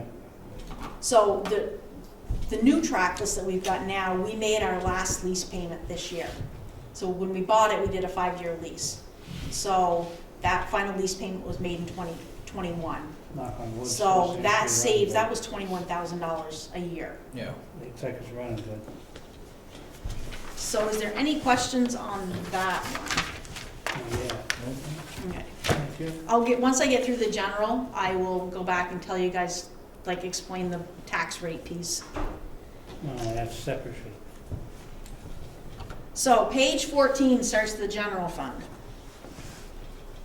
So right at the top, like the 5th line down, is rent, which that rent is some of the Verizon tower we've got out back and this building. I mean, as you guys know, this is probably more for the public to explain what we do. This complex, we charge the other departments by square foot. So we sit down, Reggie and I sit down and build a budget for this building. You know, property insurance, water, sewer, electric, building maintenance, building supplies, that sort of stuff. And then we charge it out by square foot to the fire department, the police department, electric department, rescue, water, the public works. So there's been a few years we've put some building repairs on that we haven't gotten to. We took those off this year because, you know, we've been discussing about whether or not to do a building expansion. So why put capital money into the building if we're maybe gonna be doing an expansion down the road? So the rent income is lower this year by a little bit because we're billing the other departments less. If you get down to the bottom third of the page, property insurance is going up a little bit. Employee benefits is adjusting a little bit. Employee costs in this department is the parks portion of Dean's budget. Building maintenance, which is Scott's guys. Administrative for the front office is in this piece of the budget. On page 15, I've still got to look at allocations, the transportation expenses, which is in the top third. I got to sit down with Dean on that because that's strictly related to like the parks, and he had quite a bit of labor this year that we're finishing, so I got to see what he's going to do for next year. Halfway down, plant maintenance, you can see Reggie and I dropped that budget down a little bit. Boy, I And- guess so. That's account 593505. Maintenance of lawns and parks, that's part of the allocation amount too. That's where this year we had 2 summer people. Plus I had budgeted in some of Dean's full-time guys.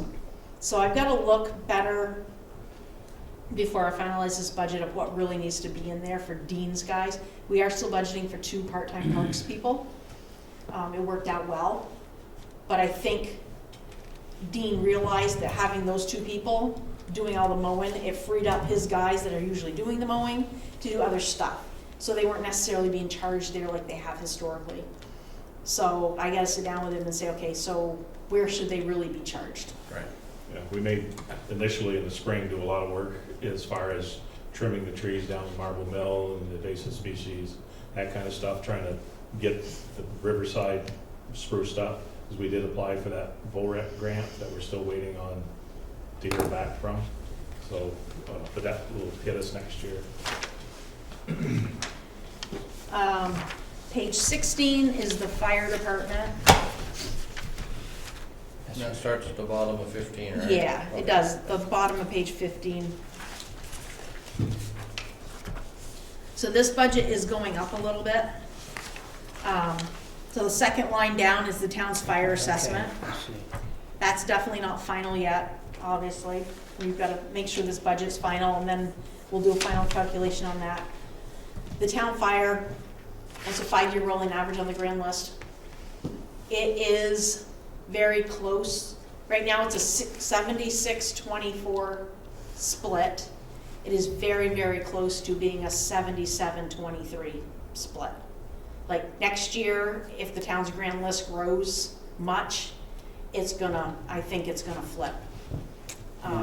So they'll, their bill will go up A little bit. by that extra 1%. Yeah, I got an email or call from David, and he was wanting to know if, they put the fire department on the list. They tell them not to put them on the list yet because we haven't even discussed the budget yet. But I told him, I said, we'll talk about it tonight. We can give them some preliminary numbers for tomorrow, but it's just preliminary, Yeah. That's it. And, honestly, I don't even Like think the every fire year. guys have been notified. Didn't we go through the same thing last year? Yep, every year. Every year. So we got a Seems change to- in administration, so that may help with the We'll see. communications. We'll see. Hope so. Yeah. So halfway down the page is their dispatching. Yes. This is the 3rd year in a row that it's stayed the same. It's been level funded by Central, Good deal. so that's good news. Yeah. Their workman's comp insurance is going down. They have asked for an increase in their transportation expenses up from $30,000 up to $34,500. What is that really spent for? That would be their repairs on their trucks. It's also gonna be fuel, tires, and the chief and the assistant chief, I mean, they gave me a pretty detailed, like line by line, what they Yeah. Okay. wanted, anything they could control, they gave me what the number was that they felt was gonna be accurate. On page Most 17, people don't know what that is. equipment, they've got it 15,500. I'm still waiting on a list for that breakdown. I've asked for it. Equipment replacement fund, they have asked that it be increased to 45,000 from 33,572. And radio equipment, they have asked it to go from 1,800 to 5,000. And they have kept their PPE line item at 16,500. Did they give a reason for the radio equipment increase? I've asked, I haven't gotten an answer of the breakdown yet.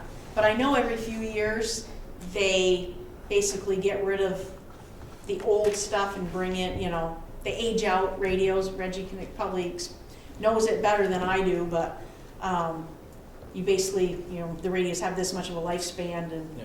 so every once in a while, there's a big slug. Because way back, and I mean, like when I got here, we got a bunch of radios on grants. So you get a slug in this year, and they're only good for like 6 or 7 years. You got a big slug that are aging out and starting to break and Yeah. everything, so. Yeah, she explained it. Good enough. So from there, we'll run into the police department. So in the revenue items, halfway down the page, you have the school resource officer, that is a partially funded position through the COPS grant. So the amount that's in here as school resource officer would be the amount that we're estimating would be billed to MVU. And that's for, right now we have a full-time SRO up there, and we have a part-time SRO up there. The full-time SRO is partially funded by a grant. So this would just be MVU's portion. The next line down is what, as of right now, what we've got estimated for the town's police contract.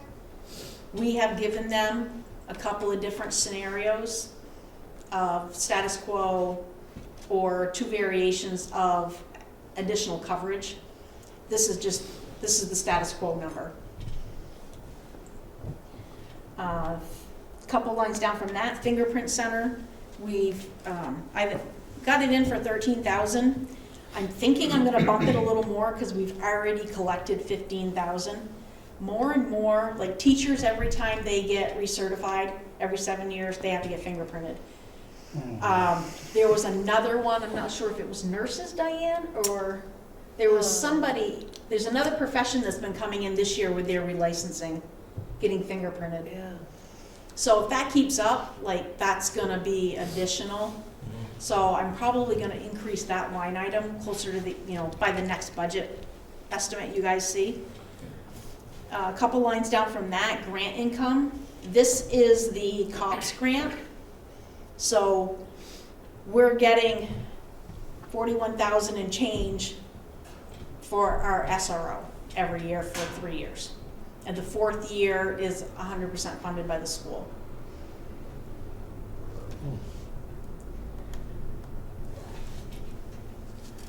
Wow. On page 18, Just a quick question on the fingerprinting. yep, Are we the only game in town, or the only game in the county on that? no, Sheriff's Department has one also, I'm not sure about city. Okay. But we have an officer here 2 nights a week, a couple hours a night, fingerprinting after hours, and they fingerprint in the afternoon a couple of days a week. And it's pretty steady. Yeah, it is very busy. It Well, was immigration people that had to get Yes, Yeah, that's always. because fingerprints are $25. these 25. So, we brought in 15,000 this year at $25 an Yeah. appointment. I think we could Who'd done probably that? have filled more time if If we had more of a person to dedicate. Yeah. Which could be something to think about. On page 18, their telephone budget is going up Good bit. quite a bit. I gotta dissect that one a little more. So their police budget, David did with me. In the past, obviously it's always been the chief, but David is the one that was here as acting chief, so he's the one that helped me out with it. Down from that, outside services, we have, in that is the software maintenance for our accounting software. Our taser maintenance is in that for $3,000, and the fingerprint machine is in that. So we bought a new fingerprint machine in '21 that we're leasing. So it's like almost $7,000 a year for a lease, but that's farther down. Their property and liability insurance went up. Their liability insurance itself went up like about pretty much that whole amount, about $3,000. So pretty much the difference between this year to next year is all liability. Their workman's comp went down. Their health insurance is up. Yeah, somewhat. Their retirement is up.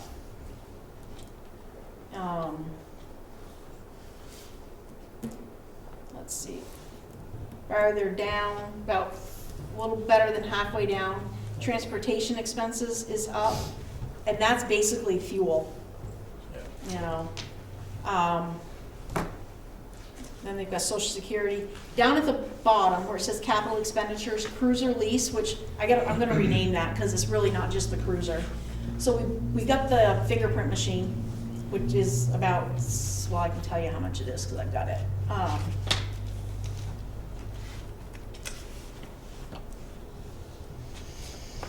The fingerprint machine is $6,500 a year for 3 years. They also are hoping to order a cruiser this year, which we won't get until, or order it in '22, get it later in '22, that we're gonna lease because the last one that we bought, we paid cash for. So we gotta rebuild that, equipment fund. So they'll lease it, but it's like a $20,000 lease a year. That cruiser is up to about $54,000 to get it completely upfitted. Get the cruiser upfitted and everything. And they only last you about 3 years because they're hard miles, We put a lot of miles on them, and there's a lot of idling miles, when they're on scene, or even just driving around miles. They don't seem, and when we've tried to stretch a cruiser out those extra years, we're putting a whole friggin' payment into them Just in repairs. and we end up with a blown, since I've been here, we had one cruiser that the transmission blew, we had another one that you could only go in reverse because drive didn't work, and, so before you get to that point, you wanna get rid of them. So, they're lasting you about 3 years. What kind of miles do they get? 100,000, 200,000? Oh, we don't get 200,000 off them. You got 100? I think the oldest one we've got right now is right around like 90,000 miles on it, 97,000, something like that. It's probably got twice that on the engine though, Yeah, with the idling. at least. It sits there with that lights blaring and all that Yeah. stuff. Some municipalities would looking at the electric vehicles, but the electric vehicles, the alternator can't run the equipment that's on the cruiser. So I think it was Middlebury that went in for an EV cruiser, Yeah. and they can't run it. They can't run the lights. The car won't stay charged. Huh. Gotta look at that. And Another item. I've left 8,300 in their equipment replacement fund, which there again, that number can get adjusted. Is there any questions on the PD budget? Nope. I mean, it's, There will be. Yeah. yeah. Page 19 is the commercial building fund. The only thing fun in that budget right now is the property taxes to the RIV. That's really what makes that whole budget up right now. There's nothing else going on in that department. So if you go to your page with the estimated tax rates, That single sheet. the sheet that I handed out, and I forgot to print one of these, I counted, Right. I was counting, I counted in my head. So the general fund, all the departments are going up, it's just a matter of how bad. So the general fund, we're looking at about a 10-cent tax rate as the budget stands right now.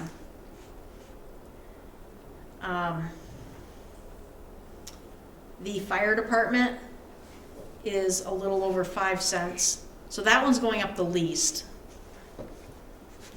The police department is going up a lot. That one's going up 6 cents. It is going up to 48 cents, a little over 48 cents. And the highway department is going up 3 cents to 34.77 cents from 31.72. So in total, as the budgets stand right now, you're going from 8805, which we did for this current year, to 9814. So it's about 10 cents on the tax rate.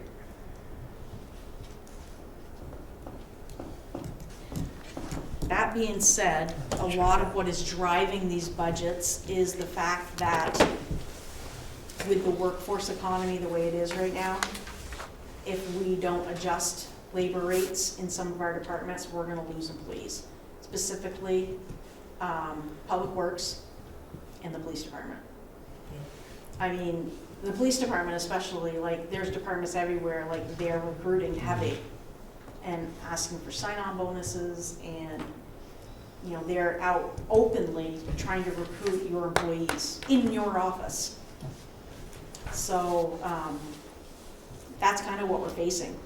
So in this budget, it kind of, like Reggie and I spent a chunk of Thursday afternoon in here going line by line by what each employee is currently making, what they would make with the COLA, and where really should they be. You know, should they be even more than what that COLA is?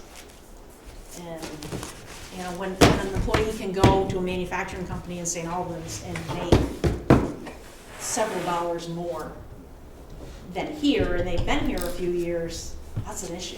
It is, and it's right next to us. Because we're gonna just start losing employees, or keep losing employees.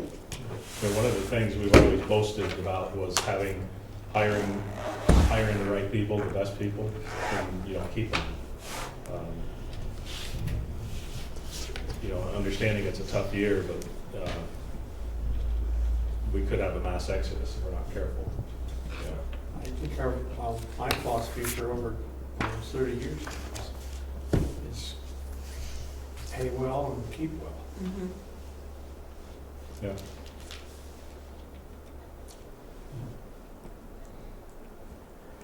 Changing time. It shouldn't be too hard to sell in some ways, because the news in the past few days, there's a little over 6% cost of living increase in the past year, as of that date, and it's not going down. Right. So that part of it is easily explained, and if people know anything about what's going on in their own world, they go to the store. Yeah. You know, and I look at,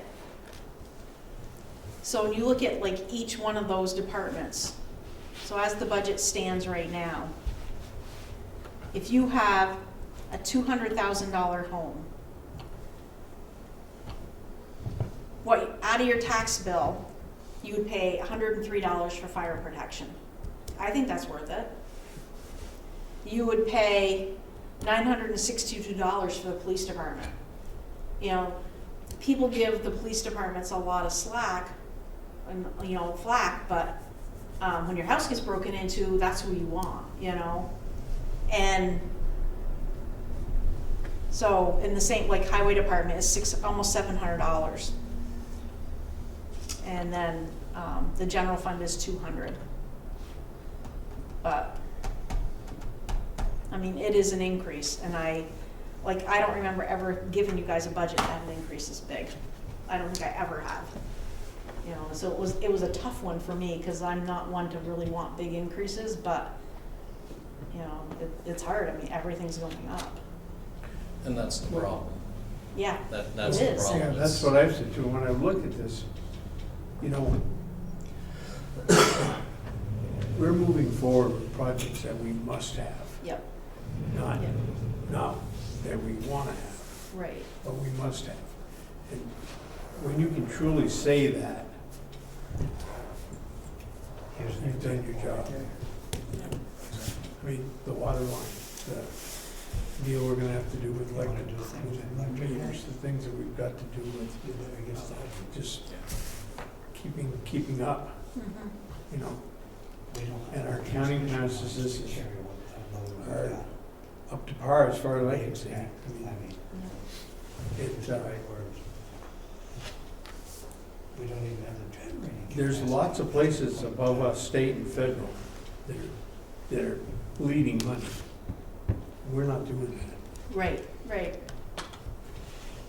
You know, I guess part of this is, and what we reinforce to the employees is that, you know, when you're out there and you're doing your job, you do it professionally, you do it well, and you do it, you know, the best of your ability. I mean, I feel like we've got a really good staff right now. Yeah. Yeah, You know. we want to keep it that way. Yeah. And that's why it's, keep the cream of the crop. We pay them. Yeah. You know, I guess, I mean, the evaluations every year, you know, in the interim evaluations, keep them motivated, but also keep them where they feel that they have gaps in their performance, and it just helps them to improve themselves. You know, and they look at it as such, it's an improvement, you know, to make them better at what they do. And, so yeah, I mean, if you do them right, it's learning rather than discipline. And it gives That's what we them, do. and it gives them that opportunity at that point that they can talk to their supervisor, you know. Oh, when I did hundreds of them too, when you do those interviews and you do those appraisals, you're not criticizing, you're enhancing. Yeah. And if they don't take it as criticism, and when they move forward and do what you're asking, and you give them a pat on the back, Yeah. and they get a nice raise, they know that they're appreciated. And a lot of businesses are trying to squeeze everything they can out of somebody with paying as least they can. And it's proven time and again, not in just these non-for-profits like us, but everywhere else, that, you know, you will get more if you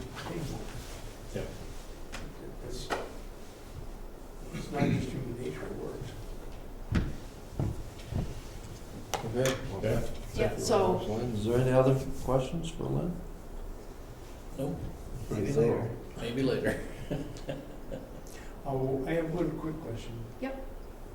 With our accounts receivable, are we ahead, flat, even? It fluctuates a little bit. I feel like we're about consistent of where we've been. We are able to disconnect, although because it's wintertime, we have extra rules we have to follow. But at least the state's allowing us to disconnect. The state's VCAP 2 program for people that were having trouble paying their bills, their electric, water, and sewer bills, that just finished up in October. And we got a fair amount of money. We got a lot of money. And now we still got the VRAP program running through the state, which is where people can get up to $10,000 over the course of 12 months, so it's a longer program. So we've got people in the pipeline on that too for electric, water, and sewer, so that's helping. Community Action got a bunch of money this year, so they're more so than normal, so they've been able to help customers.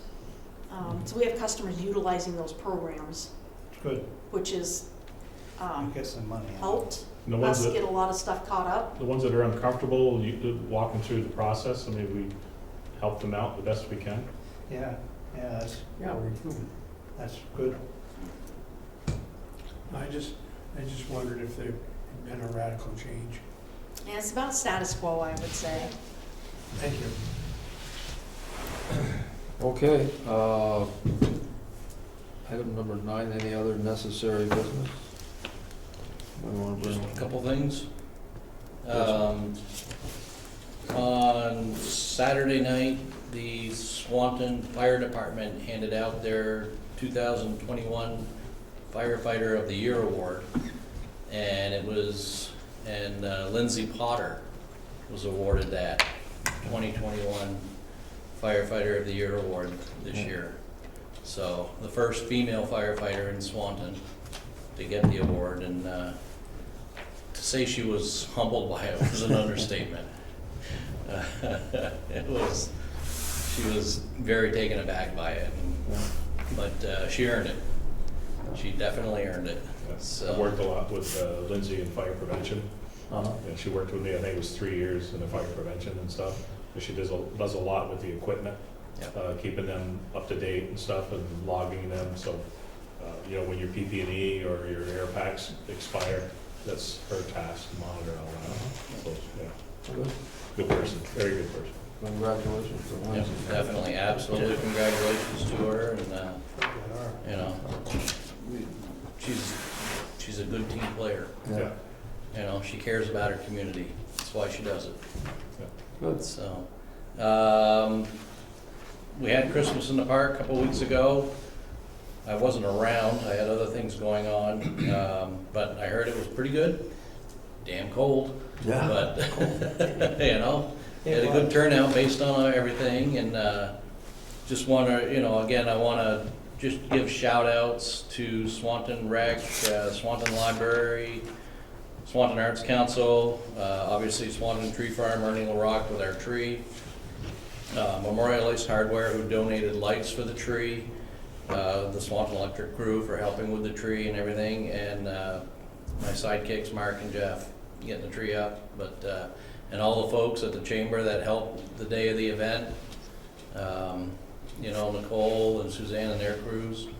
So it was a good turnout. It was a community event. It was more than just the Chamber of Commerce. It was multiple organizations getting together for a good time. And the team that put the tree up must have done a good job, because that wind the other night we had, it didn't budge. Did not budge. So, Wish me luck getting it unhooked.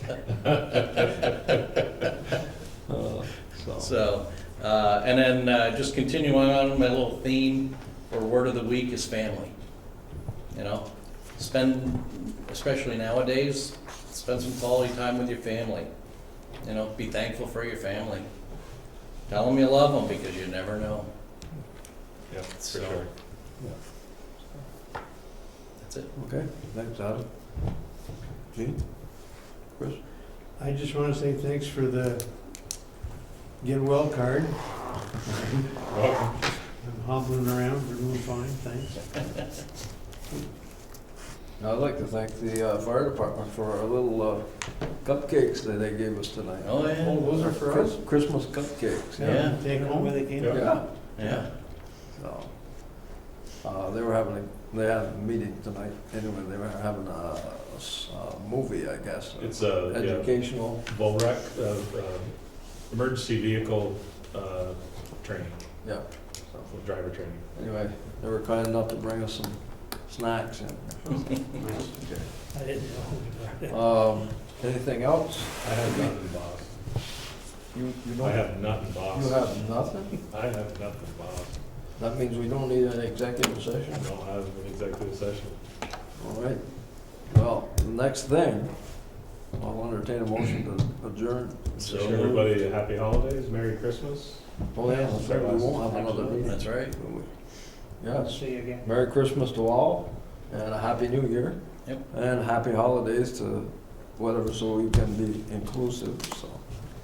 Did you see So moved. Second? motion's been made and seconded to adjourn this final meeting for this year?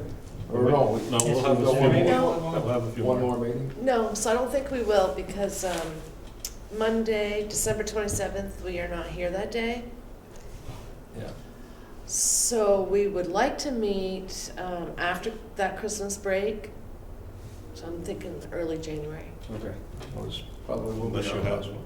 I mean, I'll be emailing these guys out budgets again at that point. I mean, we could do 28th, 29th, but I'll shoot out an email and see what works best for everyone. So we will have a meeting, but not on our regular scheduled date. Okay. Good enough. Okay? Okay, that being said, you have a motion to adjourn this meeting. All those in favor of the motion signify by saying aye. Aye. Those opposed, motion's carried unanimously. Thank you, and good evening.